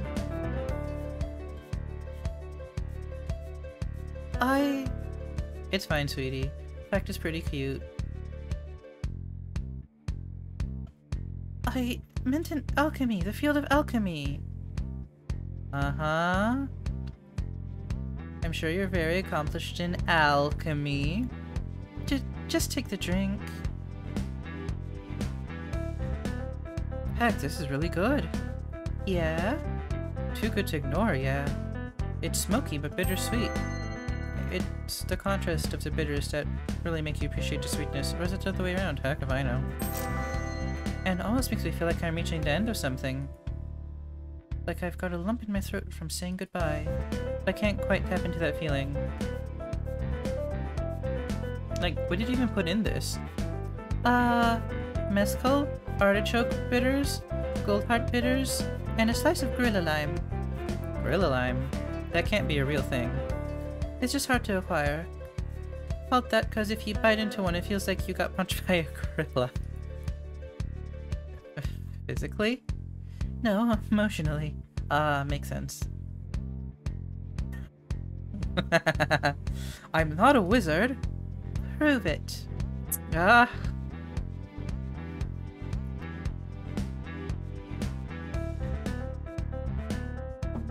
That guy, the boss you mentioned?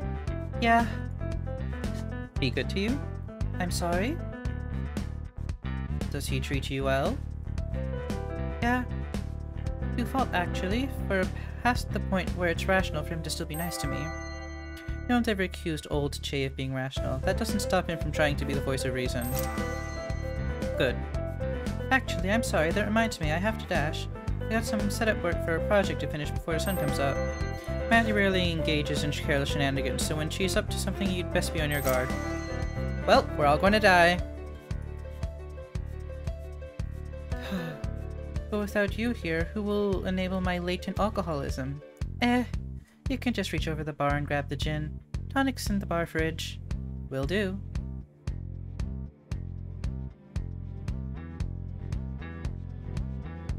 Come back soon, though. I'd love to discuss alchemy with you some more. Uh-huh. Catch you later. Wait, one last thing. What was the meaning behind the question about what wine I like? Oh, I was just curious. Interesting. Oh, it's just going to loop back to the intro cutscene. That's the last one, I reckon. Does it have the magic caps in it? I think so. You can just call them caps, you know. They're built for something different. I refuse to use non-specific language. Uh-huh. Yeah, they're in here. Okay, what about the, They'll have to be a little more... Oh, you know, the thing. Sparky thing. Ashley likes having friends who can understand her even when she fails to be specific. Electric! Sweetie, how long have you been awake? It is better for you if you don't know, I think. Do you mean the voltage regulators? That's the one! Good job! It's in one of the other boxes. I didn't think we needed another one, though. Are you kidding? The last one literally melted. It's a good thing I have an extremely sick metal arm, otherwise I would have been badly injured. Ashley's prosthetic arm is disappointed pride. She wouldn't trade it for anything, not even the arm that it replaced. Oh. Yeah, thank goodness. Is there anything missing? I shall check. Need some espresso? I think I will literally die if I have any more. That's really mature of you. Nice job. Yeah, whatever. You can get me some chocolate if you want. Don't tell Ashley that chocolate has trace amounts of caffeine. At least it's not more espresso. Sure thing. Be back in a moment. Oh.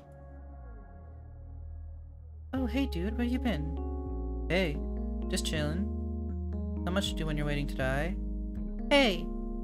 Come on, Cooper, I know you're hiding down there somewhere.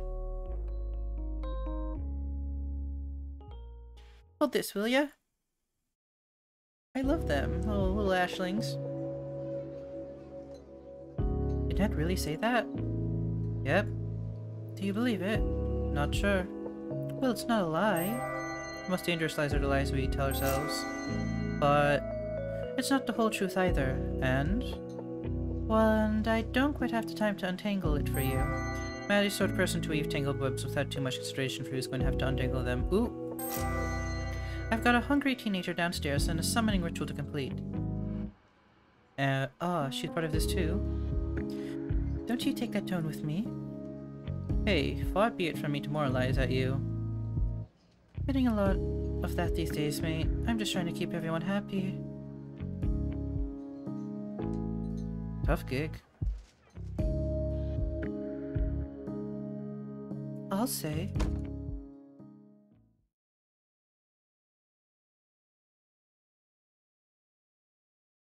Oh, I just noticed there's tree roots down here. Alright, now if you can talk to these two wires. No, not those ones! Bloody hell. Who programmed you? Bet she's a jerk. Incredibly intelligent, but a very bad programmer. Ashley has learned how to program exactly the minimum amount she needs to, and not an iota more. Don't blame her. You're talking about yourself, right? What? Wow. You're really out of it, huh? Where'd you even pull this from? Leg holster. You aren't wearing a leg holster. Arm holster. Your prosthetic. It holds 6 million knives. Don't question me on this. I'm the expert here.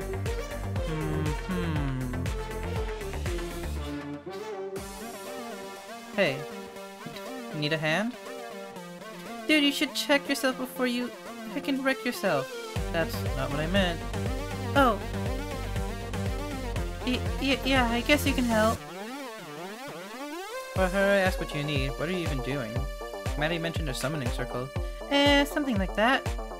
You ever wanted to live forever? I'd trade that for just having a second chance, honestly. Well... grab me that box, please. You can't just leave me hanging like that. Watch me! And while you watch me leave, you hanging, you can get that box. Played. Thank you! Yeah, so, this is really heavy. What even's in here? 100 meters of heavy gauge copper cable. In a basement full of magical items, the copper wire might be the thing most in danger of being stolen. It's easier to flip at least. A bunch of capacitors, and I'm going to wire it together soon. And some various bits and bobs. That would definitely explain the weight. Hold on. There we go. Oh, there's also a bunch of clamps. So what do you need? Validation. Validation, chocolate, coffee, a school system that doesn't punish me for having weird and niche interests. I meant more, communism. Actually, it's a real party girl. I don't think I can get you communism, sorry. And isn't Maddie already getting you chocolate? You're a terrible comrade, Keyshawn. If I wasn't close to hitting the LD50 of caffeine, I'd ask you for some coffee. So all you can do right now is give me that sweet validation. Okay. Your real thumbs up? Good human. I don't know what sort of validation you want here.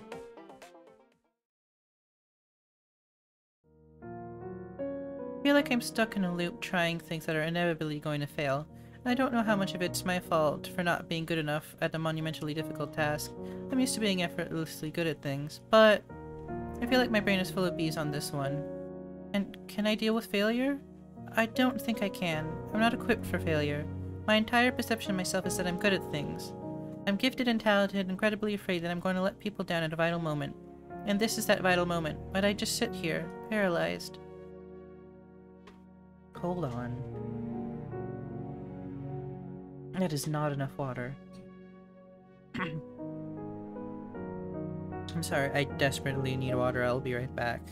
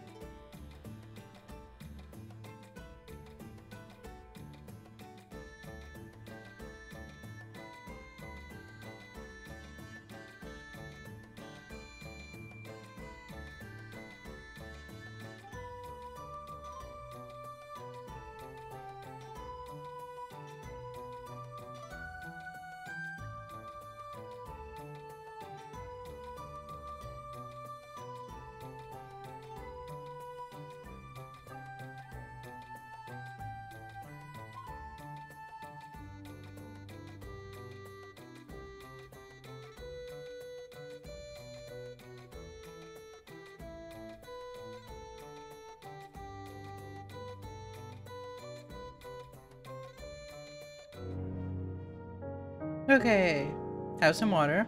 Throat feeling a bit better, and I had a little bit of cassava pone, so that was nice. Let's try to do this emotionally charged moment correct.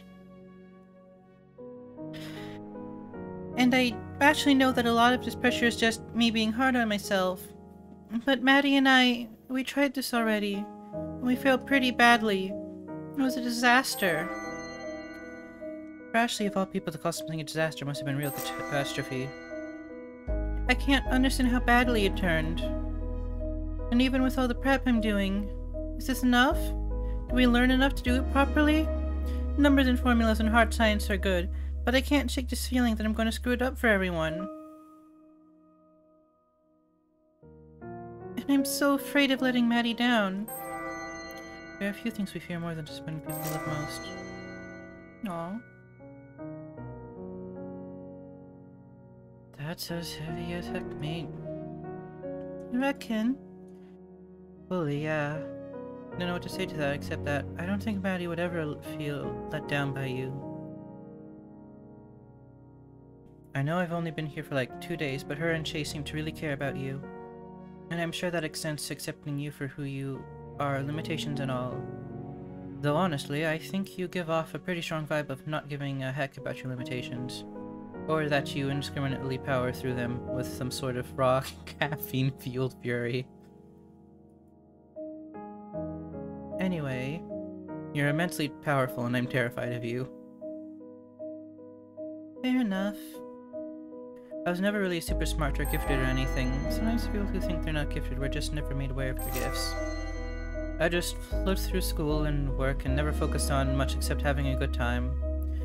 I can definitely imagine the sort of pressure you'd have on you, though, especially given how big this task is. Yeah, So while I can't say for sure that this is going to be easy, or even successful, I do think it's important that you work on giving yourself a break from the weight of your own expectations. But it's not an easy thing, I'm sure. Well, my boyfriend is similar.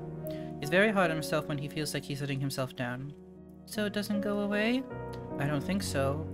I think it just gets easier to deal with as you learn to be more empathetic to yourself. Self-forgiveness and all that. It definitely took him a few years to even begin to be able to deal with his self-imposed shame. I guess I can try that. You can try that. Or you can continue feeling super bad about yourself all the time. I mean, when you put it like that, right? I hate how rational you sound. I know, I'm disgusted at myself. Sup, nerds? What's going on in this thread? What? You're suddenly in a good mood. I maybe ate up some of your chocolate. Maybe Maddie ate some chocolate. Maybe grass is green. Oh, I swear to God, if there isn't any left. Yes, well, we've been over this before. You'll comprehensively murderize me. You'd hate it if someone failed to be comprehensive when they went about murderizing you. I've seen some incomplete murderizing attempts, and they ain't pretty. Oof. Don't worry, I only ate a little bit. Excellent! Is this enchanted chocolate or just normal chocolate? What about unenchanted dark chocolate? Where does that fall on the normal abnormal chocolate spectrum?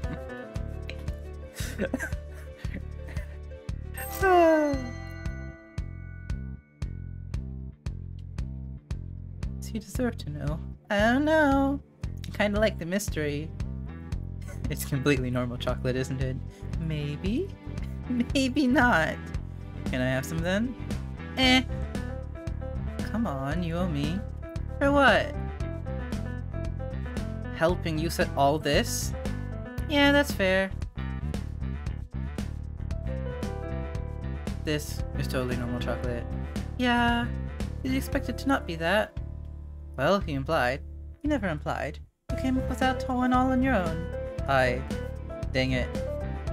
Alright, I'm bored. Later, dorks. Don't you run off on me, miss. This magic cat bank isn't even half done. Do it later. For now, I'm going to go take a nap under the table. If anyone disturbs me... Come on. You'll be happy? Confused? Ticklish? Extra hungry? I will not... Mention me in your diary?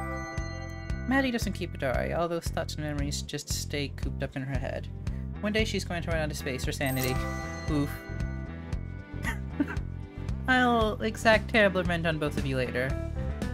Jeez, that phrasing definitely doesn't start with an M. My... Oh, mood though. Okay. I'm not being too hard on her, am I? You? Nah, she thinks you're great. Good. I could probably stand to give her a break, though. Oh. There are a few people who appreciate a break more than Ashley, especially when it's a break from Maddie. I mean, I'm expecting a lot from her right now. She seems a little overloaded. But she'd tell me if things were too much, right? Oh no, it seems like she idolizes you. Idolatry is a sin, isn't it? It can't be a healthy behavior. I reckon she'd probably happily burn herself out for you, you know? I just need her for the next 4 or 5 hours, and everything will be okay. Is that when you're planning on performing the ritual? This thing? Yeah. What's it for, anyways? Conduit ritual. Super forbidden magic. Oh, cool.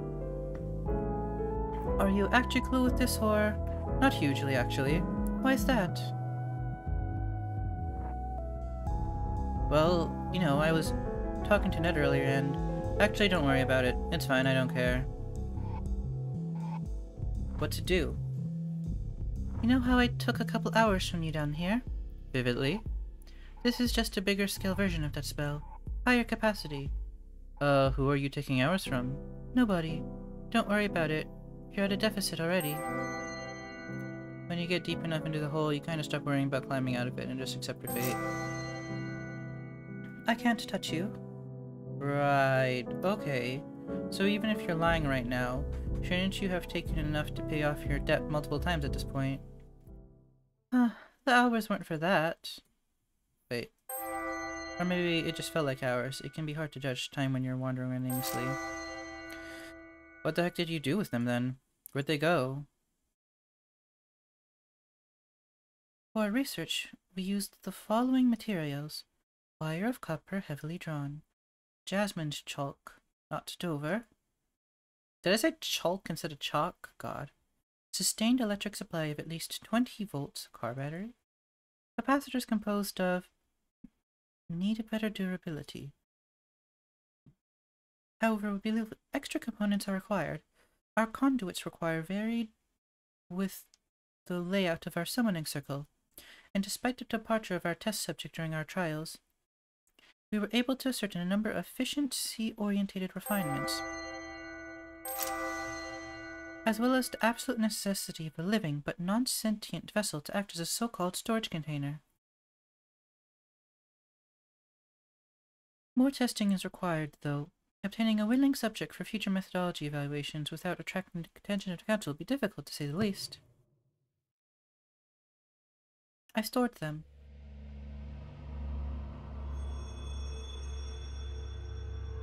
Oh?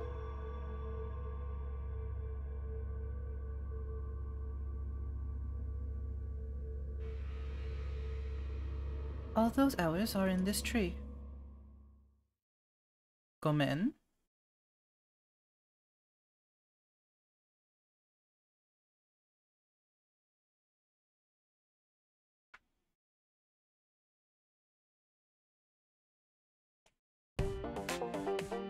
Ooh, here we go. I miss eating. Why, what was your diet like? I remember sushi. Sushi? I thought you said you were a crab. What, you think crabs aren't dexterous enough to make sushi? Unquestionably, yes. What is this, sushi? It's delicious, is what it is. Rice and fish and seaweed. Humans eat it. And crabs. I just don't know where a crab would find rice, or a way to make good sushi. I also ate garbage. Yes, I also ate garbage on occasion. Unbelievable, you two. Unbelievable. Garbage is good for the soul. Garbage is garbage, it's in the name. What did you eat when you were alive then? Grass, just normal grass. Boring. And tree roots sometimes. There are tree roots here, yes? Yeah, there are. Why don't you jump on them? Well, I'm not hungry. We don't eat. And also, more importantly, they are powerfully magical. Maddie needs them. If we damage things that Maddie needs, then Ashley will be disappointed in us. A suboptimal state of affairs. I can feel the power in them too. However, I do not feel compelled to chomp on them. What a strange thought. I love to chomp. Chomp sushi, chomp sandwiches, chomp garbage. You're so weird. And that was a skit.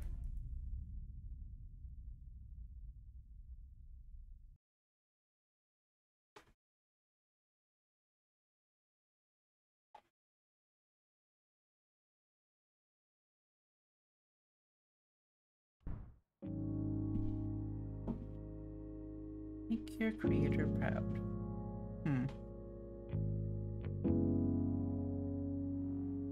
You can now experience the side story of Samantha to experience the side story Devil's Den. Wow, there's a lot of side stories. Something down under.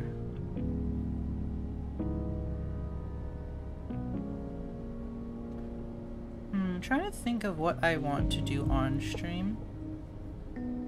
I think I'll continue with the main story, and then... Wait, what's the thing I have to read to get out of here? And then I'll do all the memories on my own. Is this what I need to read?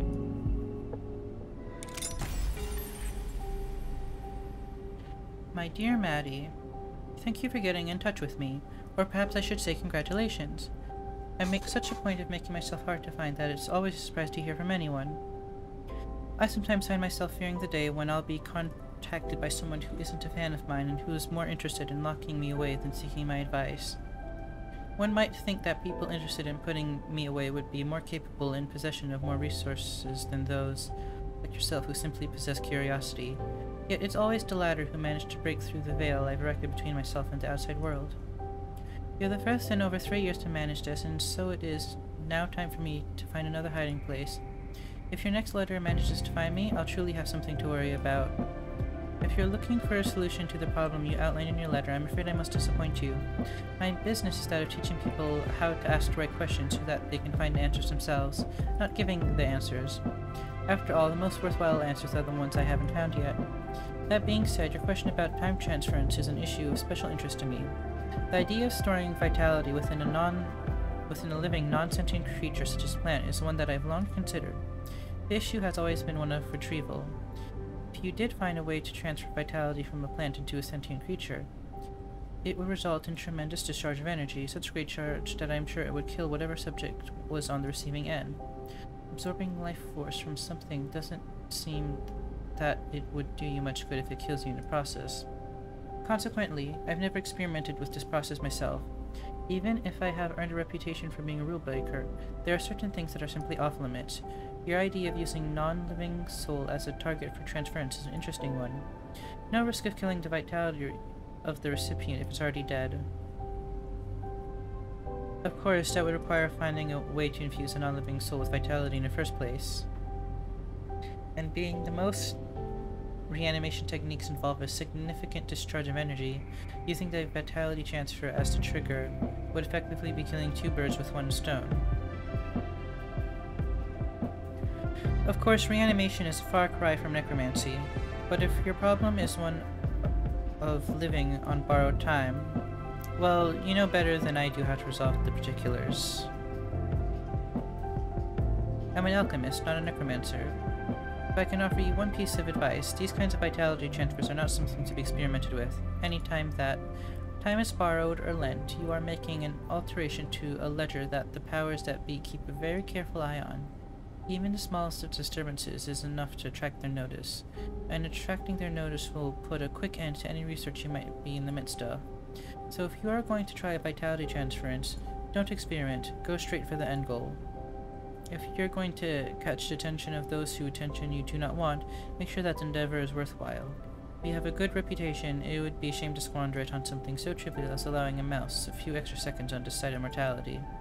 As they say, go big or go home. I appreciate you taking the time to write to me. You've given me new things to pontificate on. Perhaps one day you may see the results of that pontification in one of my future volumes. Of course, it should go without saying that you won't be able to reach me again. At least not the same way you did before. I've been found, and that means I need to do a better job of covering my tracks. While I rationally hope that I'll never find myself in a position where a fan's letter finds me, there's always a part of me that hopes that one of my readers will manage to track me down. Who knows, perhaps the next letter I receive at my residence will come from you. But I'm sure that you have better things to do with your time than try to track me down. There's a time to adopt the posture of a student and focus on learning, but it's obvious to me that you are someone who has spent plenty of time learning things and is now ready to do things. So do things, Maddie.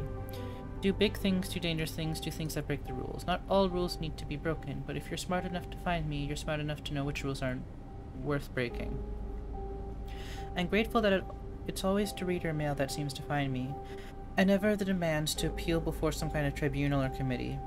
I used to think that this was a long string of extremely good luck on my part, but over time I've come to realize that those who wish me gone lack the insight of the people who earnestly read my work, readers such as yourself, who are the only ones who truly know me well enough to understand how I think and where I would hide. Bravo, Maddie. You've demonstrated your ability to think like me. Now you must learn to think like yourself. Yours truly, Sophie Cordova. Interesting. It's the person who did the book. And now we can go back to the cafe. Oh, this is on the second floor. And there's these two.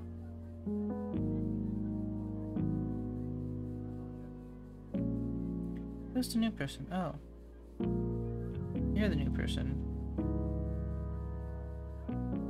You don't have eyes, my dude. Oh, he does. They're just really far away. I mean, really light. Let us continue. Yeah.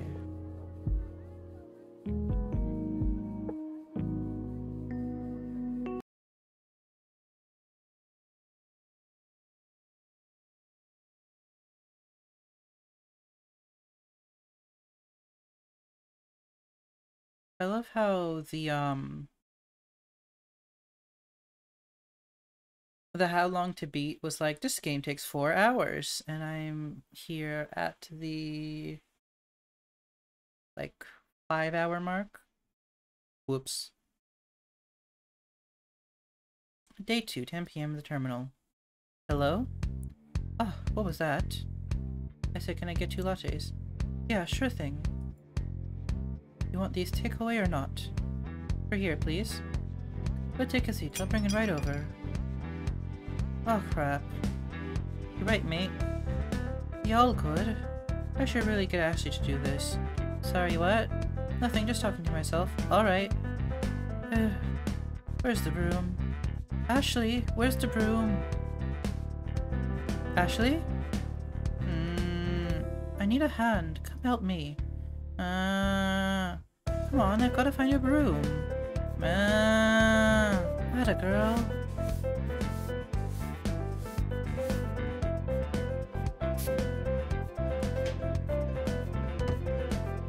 And she's dead.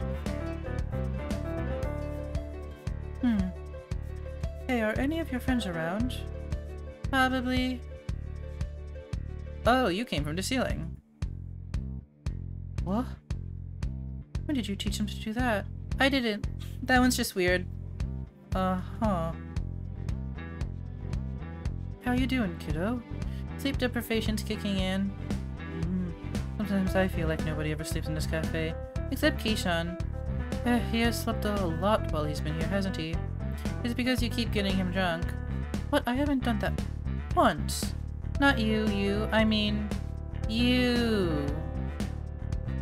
So, not me at all, but Maddie and Ned. Gotcha. Those brigands. You're telling me. How's Maddie doing? Well...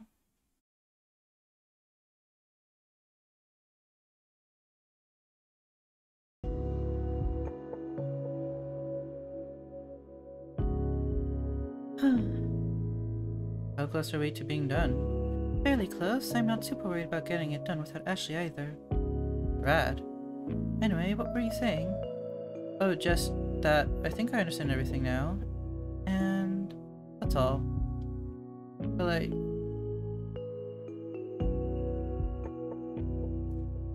I appreciate your restraint. I'm not generously supplying me with your moral take on it. No worry, don't want to be that guy. Dang, I'm actually going to miss you once you're gone. Are those some honest feelings coming from you? Doth thy icy facade crack? Does Maddie seem like the kind of person who hides behind a mask? The correct word here is dust, and please don't make me take it back. I guess you really got into the whole boatman if the river Styx thing, huh?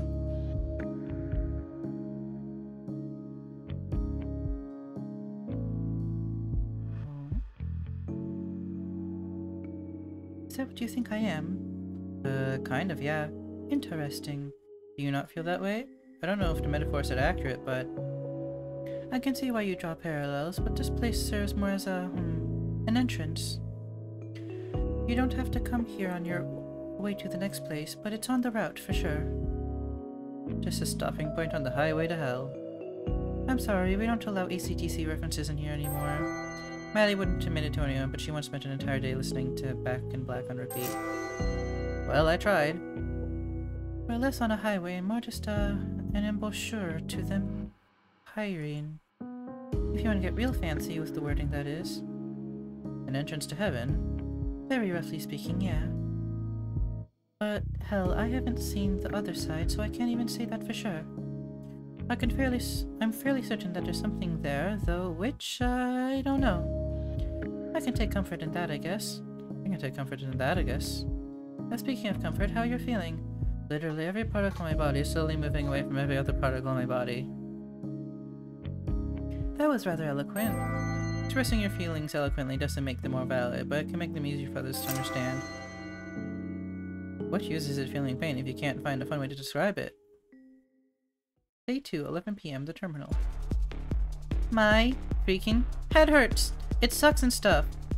I keep telling you, the painkillers will take effect in a few minutes. I'm not going to stop yelling about it until they do!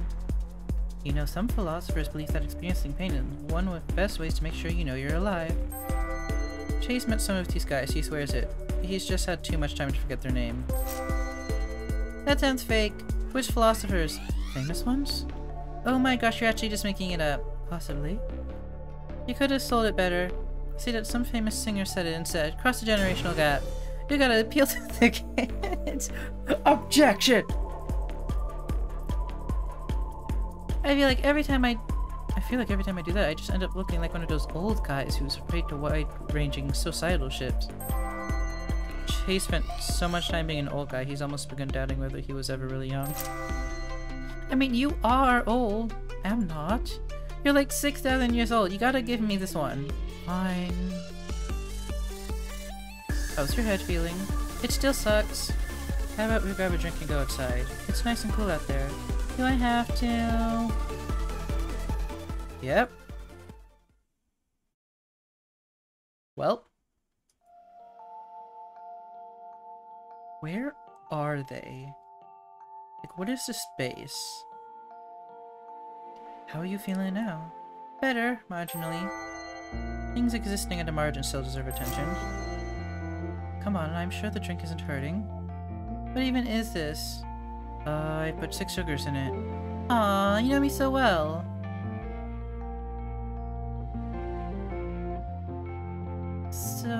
So how are things at home? Meh. What's that translate to in old people language? Things are normal, I guess. Mom's nearly done with her PhD. That sounds good. It is, probably. But she's pretty busy, so that means we're stuck eating microwave dinners at night. Ashley's parents have forbidden her from tinkering with the microwave after the magnetron incident. Valid. Explains why you've barely left this place since last week. I mean, I'd be here anyway. True. You did ask her, right? What if I could be here? Yeah, I don't want to invoke her wrath, do I? She doesn't worry about me being here. You remember when she talked to Maddie about liquor licensing laws, right? Don't you love it when the government offers to sell you rights back to you after they've confiscated them? I think it was more of a lecture than a conversation. After all, Maddie wasn't doing anything wrong aside from letting you hang around after hours. I'm still amazed that Maddie didn't just tell her that we're not technically subject to the regulations since we're not registered with anyone but the council. She made the right choice. That would have been an ugly argument. But anyway, she's fine with me being here. She's got my mobile number, and as long as I respond to her check-ins, she's not going to come get me. Good. I wouldn't want to worry her.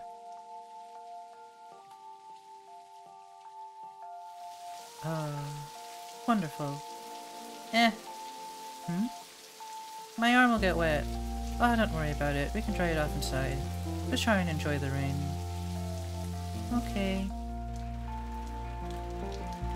I was joking about fake philosophy earlier, but I really do think it's important to take a moment to enjoy things when you can. Rain can feel oppressive. It can stop you from going outside, doing the things you enjoy, but there's nothing like the smell of rain before sunrise. Petrichor. Yeah, it's faintly magical. Did I ever tell you that? Only about 100 times. Haha. I can hear it 101 times. It's okay. Aw. Alright, I'm actually kinda getting wet. Let's head in.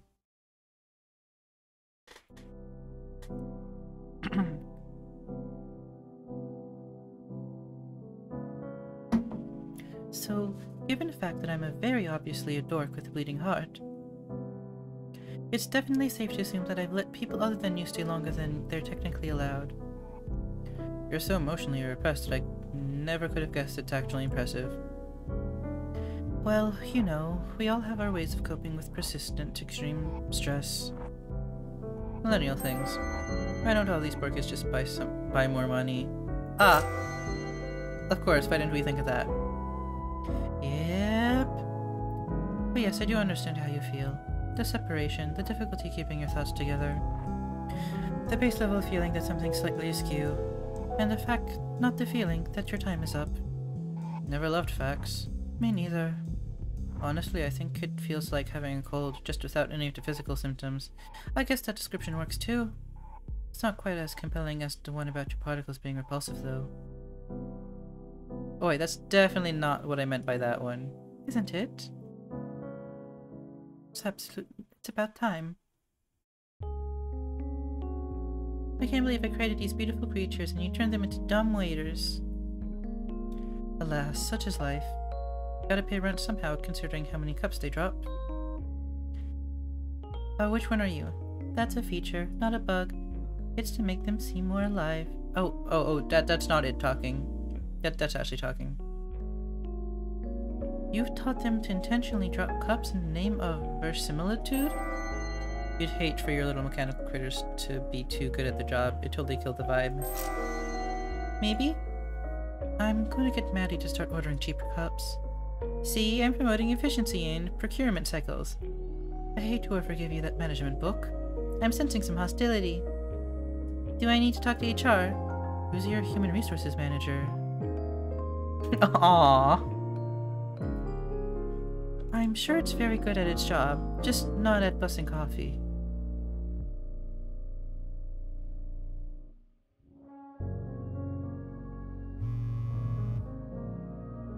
Buzz? One new message. Ah, Maddie wants us downstairs. Oh, I suppose she's done setting up. I'm glad she was able to do it without me.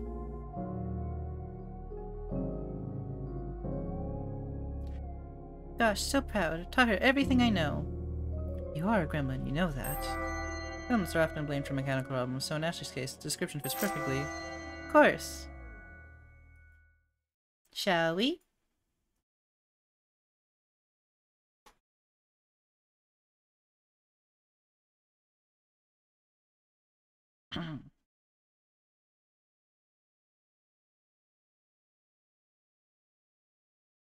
Might have to end early this time like I did last time, solely because this has to be a 3-hour stream, because my throat will die if I go any longer.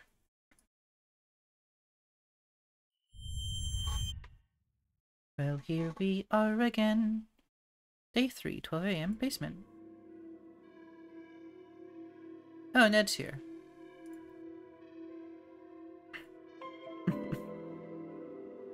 Who's talking? I can't tell who you are. It's too bloody damp down here.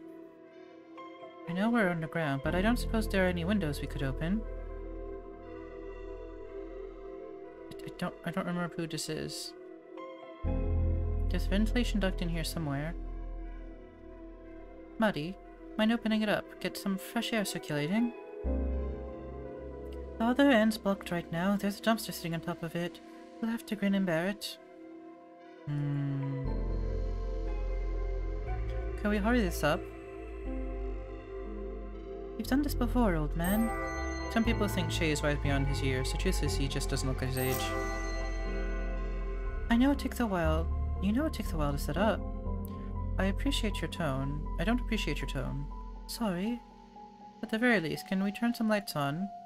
With all this crap you've got scattered around the place, Maddie has more important things to do than declutter the cafe. I'd like to at least know where I'm putting my feet. Ashley, would you mind? There we go.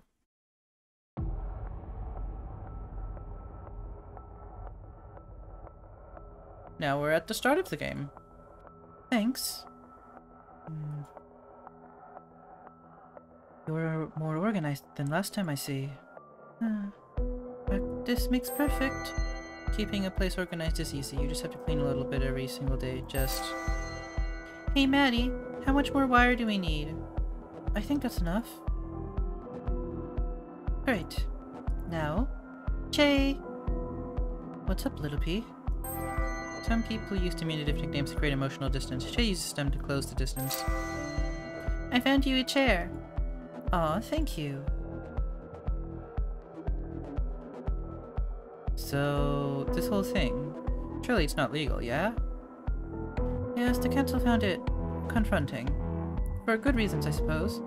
That's because it utterly upsets the natural order. I mean, it's not just bureaucracy. Sometimes the powers that be are willing to turn a blind eye, but patience and leniency are both in limited supply these days.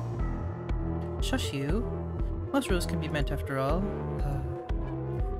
And Maddie has a particular fascination with breaking rules. Maddie says that the only reason she learned the rules is so that she would know when to break them. She's only half joking.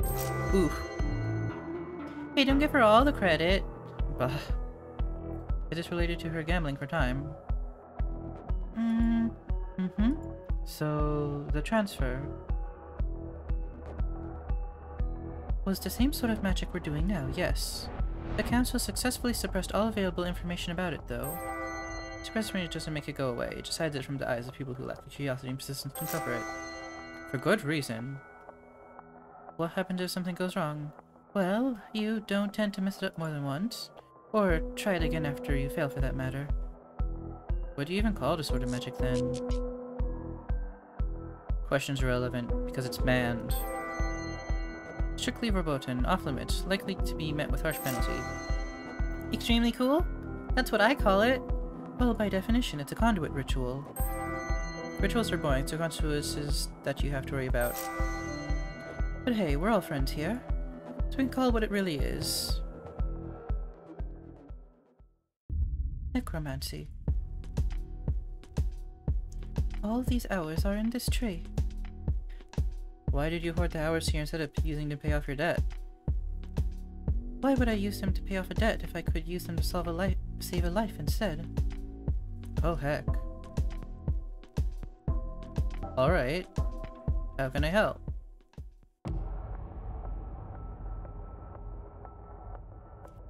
Will the subject please step forward?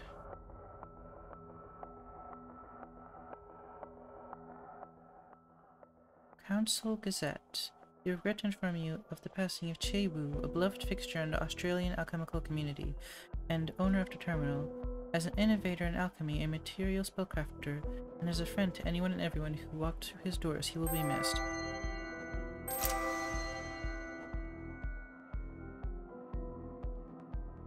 Oh? You ready to do this again? Sure. Try not to kill me this time. Cool. Ashley, let's do this. Ready when you are.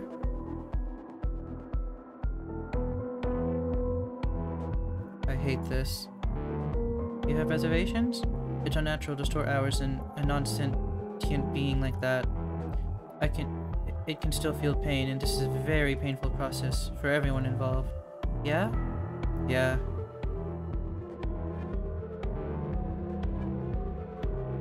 Guess it's time for us to watch the show. Let's see how badly this can go wrong. Yay! Calcination, solution, separation, conjunction, putrefaction, congelation, cibation, sublimation, fermentation, exaltation, multiplication, projection, conjunction. Oh. Good enough. Ashley? Everything's normal on my end. We're looking good, so... Let's get started. Increase power to 80%. Cibation. Oh.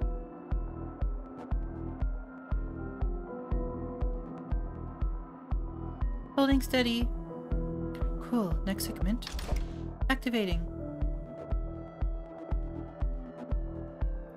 How are we doing? It's going fine. Conjunction's about halfway open. Just concentrate.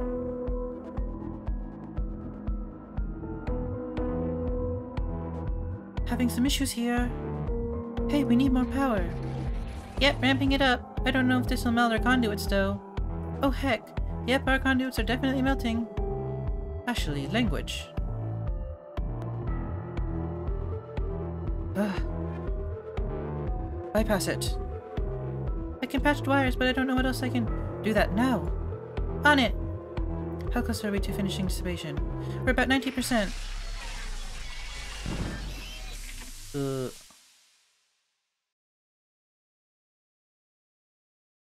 That's not good. Darn. Darn. Are we going to try again? I think I have to reinforce the wires and that'll fix it. Yes, we're going to keep going until we make it through. Do or die. Reset, then start again. Calcination, separation, conjunction, libation. Not again. Just a couple seconds more. And you've got it. Oh. Yes. Beginning sublimation. You got this, Maddie. What's next? We opened up the connection. Now all we've got to do is transfer the time. How are you feeling, Che?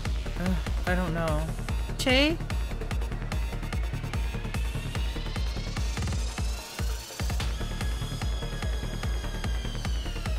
Oh? Sublimation. No! Okay, we won't stop. We got this far. I'm not giving up now, dang it. Maddie? I can't hold on to it. It's slipping out of my fingers. Energy levels are dropping again. See if you can keep it going for just a few more moments. Rerouting.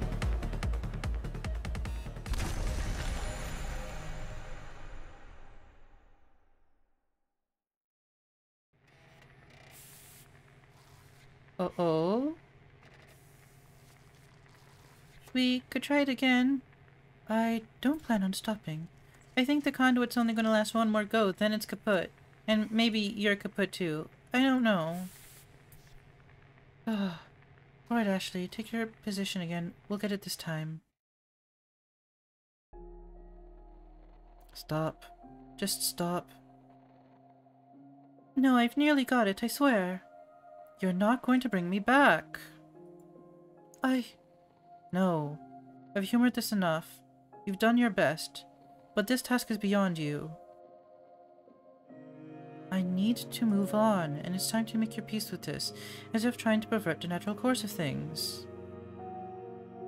You never asked me if I wanted to stay. You just made a choice for me and hurt yourself and everyone around you in the process. No. Let me leave.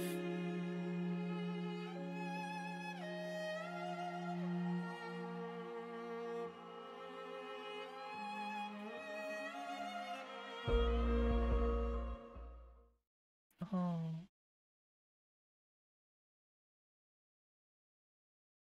Okay.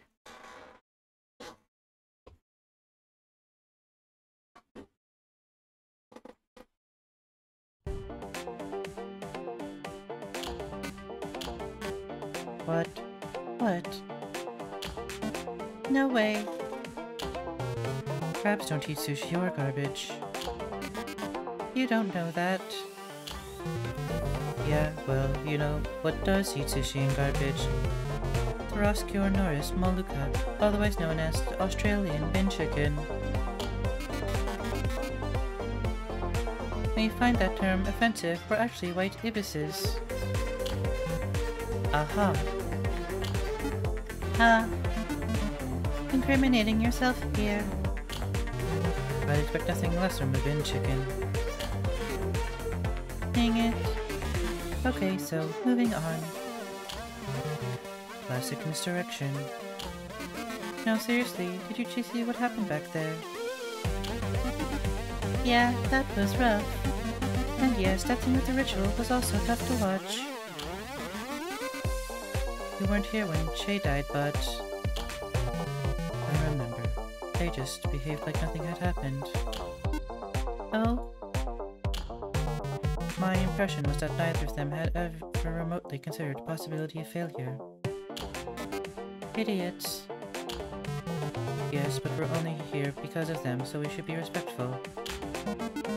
It seems to me like nobody in this cafe really seems to think things through.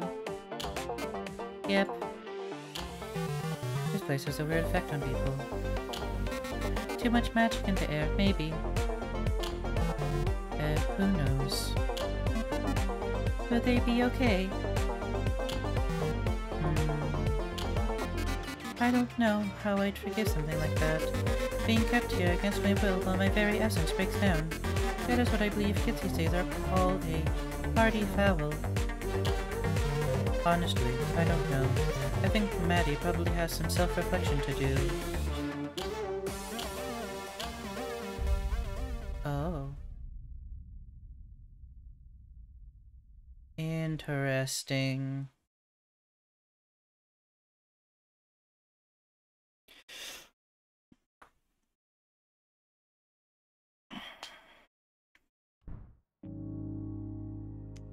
Pair of seps, aren't we?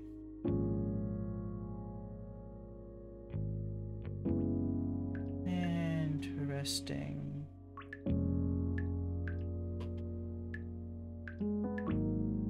Got a tree. It's a pretty blue tree. Sometimes I just sit. Beth 2. Judgment 2. Who wants to live forever?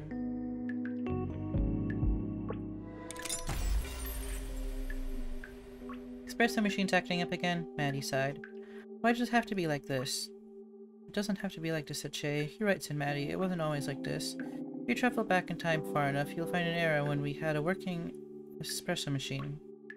And if you travel even further back, you'll get to a time when espresso machines didn't exist, said Shay. Maddie reached below the counter for the bottle of Chardonnay she had opened that morning. It was half empty. Is this the prelude to one of those moments where an old man tells me how lucky we are to have things so easy? No, said Shay. Things aren't easier. In fact, they're harder. That's why you need all the modern technology to keep with them. Shay nodded to the wine bottle in Maddie's hand. Are you going to offer me some of that, or just keep squeezing its neck like you're trying to choke it? Maddie began pouring a drink for Shay. So what were things like back in the old days?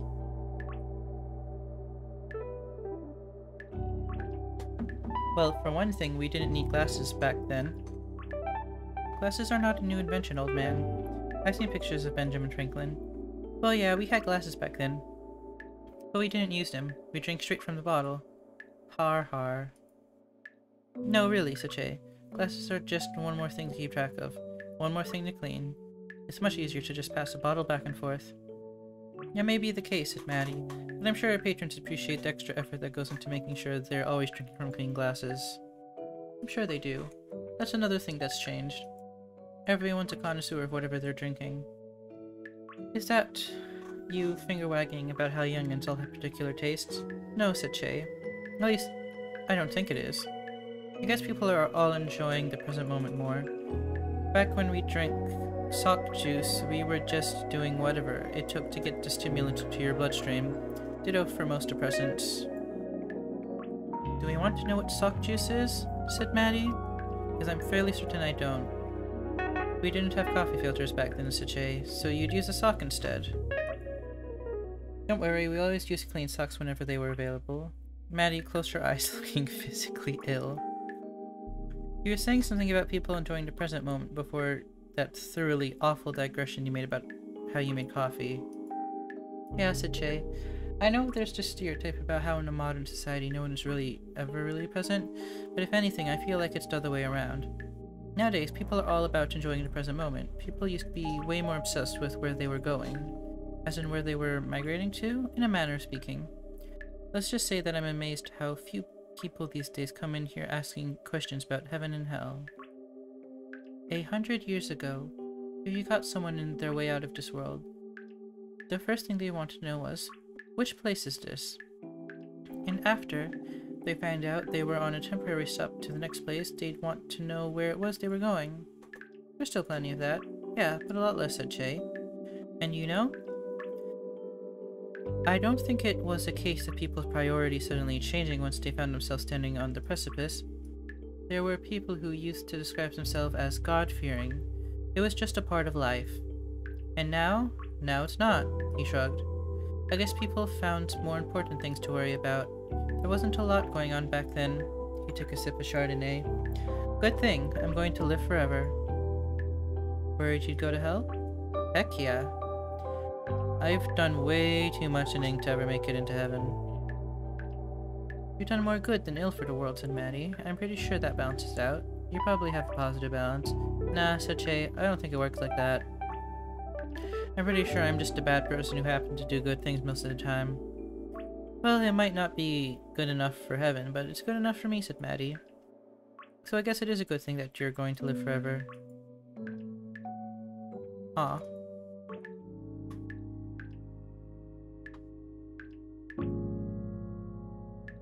In we go. So now we're in the basement. Okay, so there's a basement and then a cellar.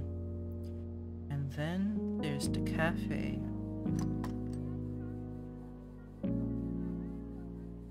Neato.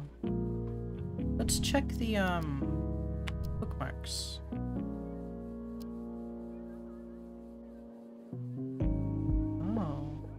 Oh, walking to the sky is the side story.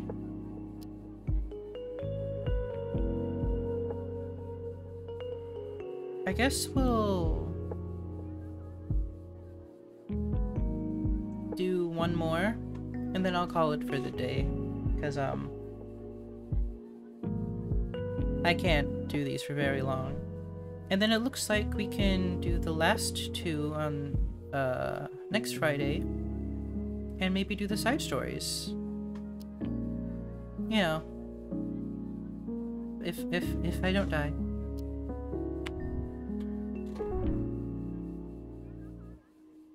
Yeah, let's continue.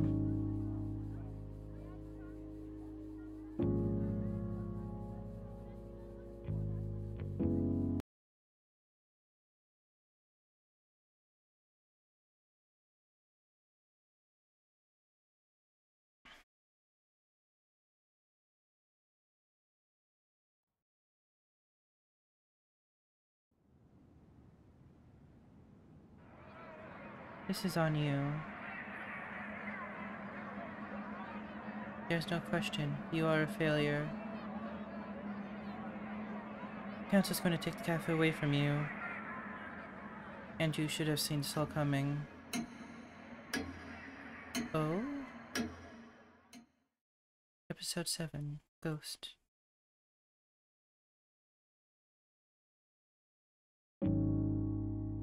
Day 3, 7 AM, the terminal. This never gets old, you know?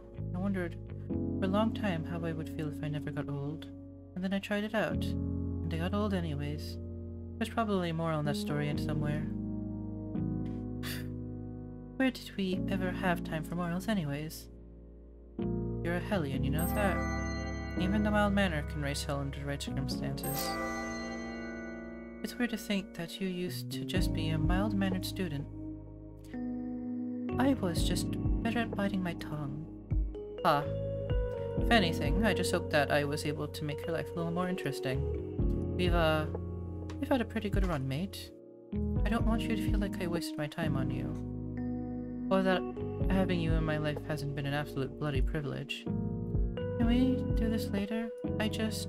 Of course. I reckon I see someone walking over. Can you get the machine ready? If there was a moment when Maddie hoped the machine would fail her, it's now. Yeah.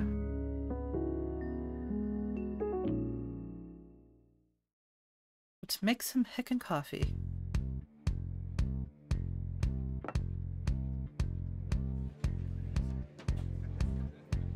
Here you go. Again, sorry for the wait. Thanks.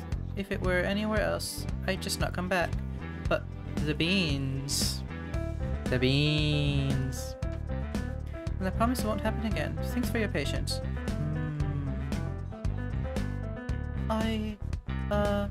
How long was I staring at the wall? 15 minutes by my reckoning. Shay's method of reckoning might mostly be based on hunches, but his hunches are formed by more experience than you can fit in most science textbooks. What the hell? I come inside from sweeping up the front, and just saw you staring blankly into your mug while the customer was just standing there. They were being very patient. I have no idea how that happened. I feel terrible. It's no biggie. Like you told me the other day, our roasts are iconic enough that we can afford to get away with stuff like that once in a while. Well, yeah, but the context of that conversation was when we just fought off dozens of ashlings that didn't believe us. How did Ashley even find the time to make that many of them? When we told them we weren't stray pieces of cutlery. Yeah... We probably shouldn't let that happen again. Trust me, it's not on the agenda. But like I was saying, people love this place. Even if there's sometimes I have to wait 15 minutes for the barista to stop hyper-focusing on her coffee. Yeah, I don't know. This isn't meant to happen. How long have you been awake? I think maybe 3 days? Good lord. That's bad, yeah? I'm honestly amazed you're not seeing things.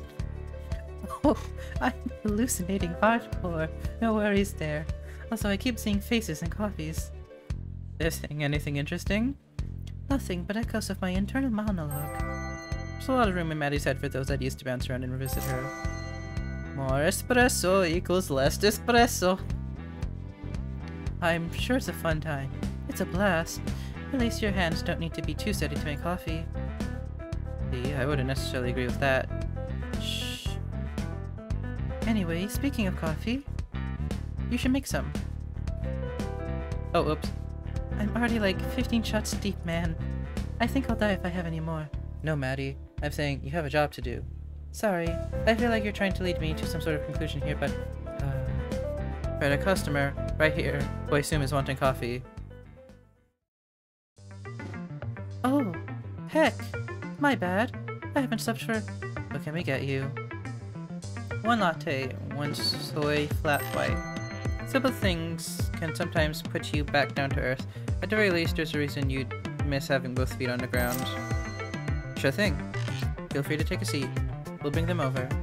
Man. Yep. 15 shots though. Really? Because just saying, at some point, you're going to hit a lethal dose. I have some insane tolerance happening here. There are some things that Maddie has found hard time tolerating. Caffeine isn't one of them. I think. I hope. Right. Well, I respect your right to make a complete idiot out of yourself and die in the process. I'd be a hypocrite if I didn't. Huh. I can't believe everyone's going to know me as the person who killed her boss in a botched necromancy attempt. The only thing worse than getting caught practicing necromancy is getting caught failing at necromancy. Oh. You know? That's hella street rep right there. Council's gonna be too afraid of me to screw with them. I don't think they're too intimidated by you, fortunately. Dang it. Let's not worry about them for now, though. What should I worry about instead? Nothing. Buddy. I tried. Hey, actually, where's Ashley? Sleeping upstairs. We're not going to get much out of her for a few hours at least. And Keyshawn's gone off somewhere in the terminal with Ned. They're around. Somewhere. I think that Ashley's getting some sleep, though. Imagine if you did that. I'll sleep when I'm dead. Uh-huh. But also, she's okay, right? Yep. Just needs some rest and maybe a few days of tapering off caffeine. Oh, she's gonna be cranky. As a mule. Well, I have that to look forward to. I'm sure it'll be plenty of fun. What can we get you? What roast do you have today? Ah, let me see. We've got your standards, espresso, Italian, city... No, I'm looking for something fancy. Fancy, you say? What do you have in mind? I don't know. Something new, different, special, artisanal. Maddie. What? In English, that word translates to artisanal. Thanks. Anytime, mate. We've got a pretty nice house roast that you might like. What else can you call a coffee that feels like home? The beans are sourced from a faraway land, enchanted with subtle magics. What land? Tell me. They're from Brisbane. What else? I'll give you our secret blend if you stop holding up the line. I'll take it. Go sit down. I'll bring it over to you. What were you going to give him? I was just going to take a blowtorch to some espresso beans. Hold on. For the cultured consumer who can truly appreciate espresso brulee. Come on, Maddie. What? Don't be ridiculous. I don't know what you mean. I mean that it's a waste of time for you to do that when you've got people to serve. Oh. I'll be right back. Beautiful.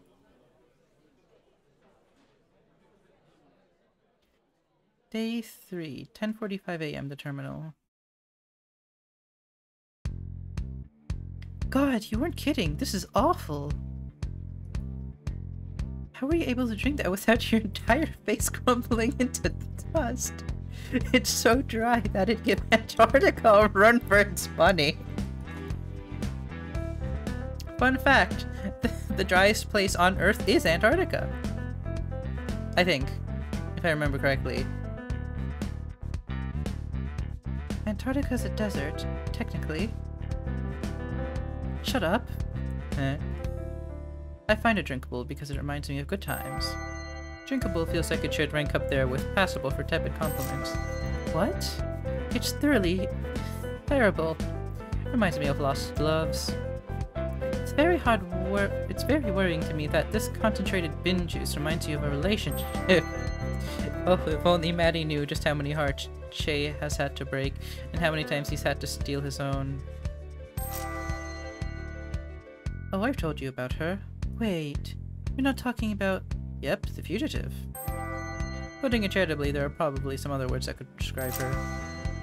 The one I took in for a few months. I thought you liked her. I did. Face reminds me of her because it's smoky... like licking a heckin' tailpipe, and has vacant iron. I have concerns, Che. Never thought I'd have a succubus drop by, to be honest. Talk about if able for going after sleeping victims. Most of them have decency to wake you up and ask permission first. Wait, you never told me she was a succubus, didn't I? Well, I suppose it would have been inappropriate to mention that in front of Ashley. Oh yeah, her head would definitely explode. But yes, she was a succubus. I wouldn't have ever expected a cute demon to crash in my bar. But I ended up having a wonderful, if short-lived, relationship. Feelings can cram a lot of passion into a few days. Some people think that kind of passion density shouldn't be possible. Attempt one at your own peril. I don't know if I should be taking relationship advice from a game, but... No, I'm definitely not taking relationship advice from a game.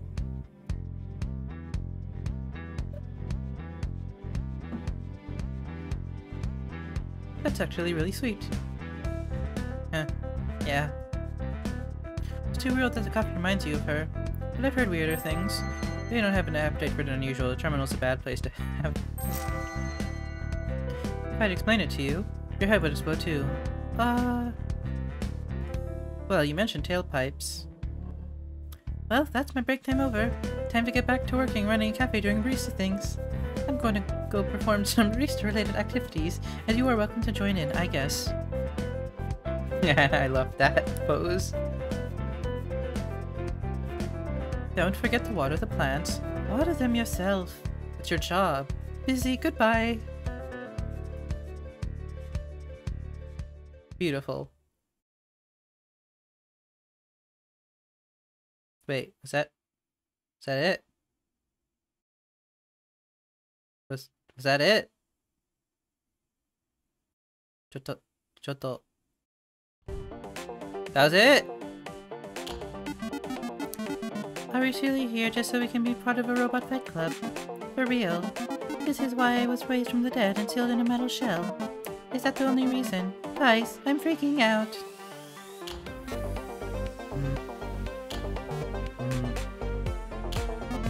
Why aren't you saying anything? Guys.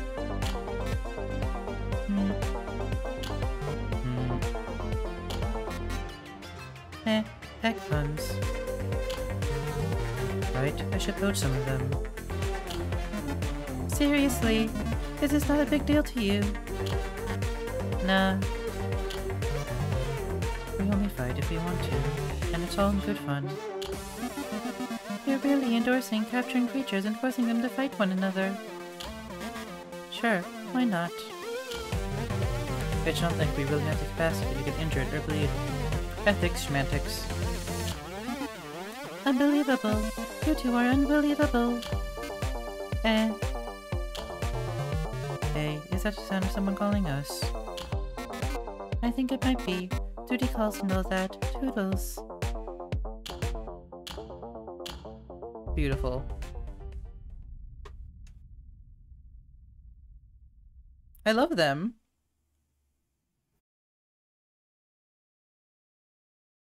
That one was so short.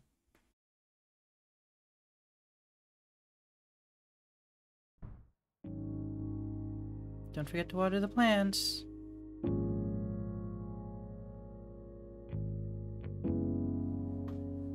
Oh, and I guess I'm not trapped behind a door this time, so there's no mandatory reading. Can I water a plant?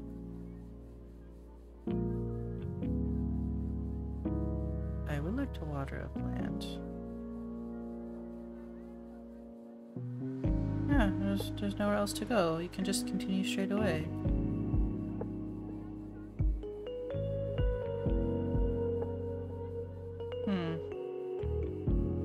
Well, sadly, I think I'm going to call it here. Yeah. This was supposed to be a short game that I was going to play, but,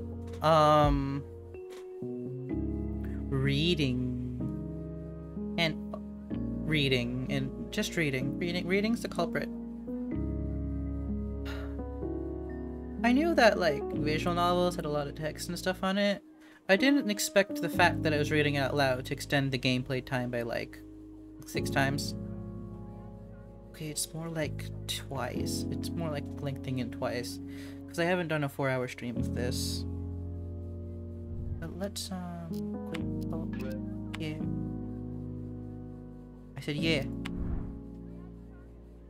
then go here.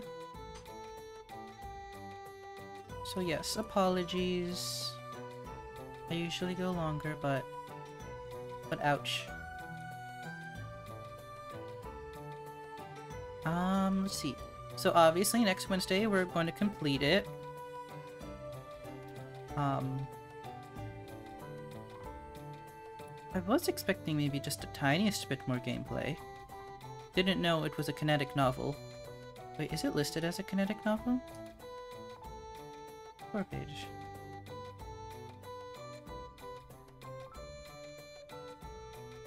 No, it's not. It's not listed as a kinetic novel at all. It's listed as a visual novel. While they stem from the same thing, a kinetic novel is slightly different. A visual novel has, like, choices. A kinetic novel is just like a movie. Wait, then that makes me wonder, what does the Cherry Orchard? Is it listed as a kinetic novel?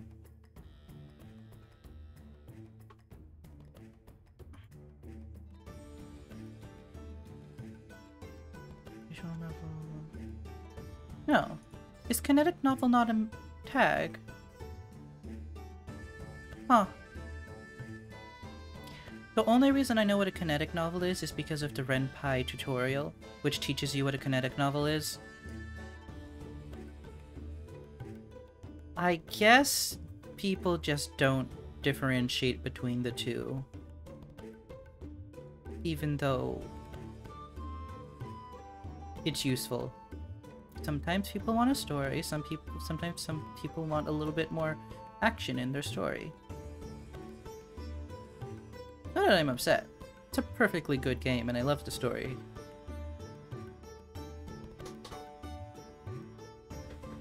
Okay, so yes. Next week on Wednesday, we will be continuing Necrobarista. Sorry. On Saturday, we will be completing, hopefully, Later Alligator. And on Monday, we will... Ah, yes. Continue playing Going Under. And maybe finish it, because we only have one more dungeon to do, right? Theoretically. I don't actually know. We'll see. And so yeah, that's the week. Thank you all so much for coming, and I hope you all have a great day, night, evening, or whatever time it is for you. And I shall see you all next time. Bye.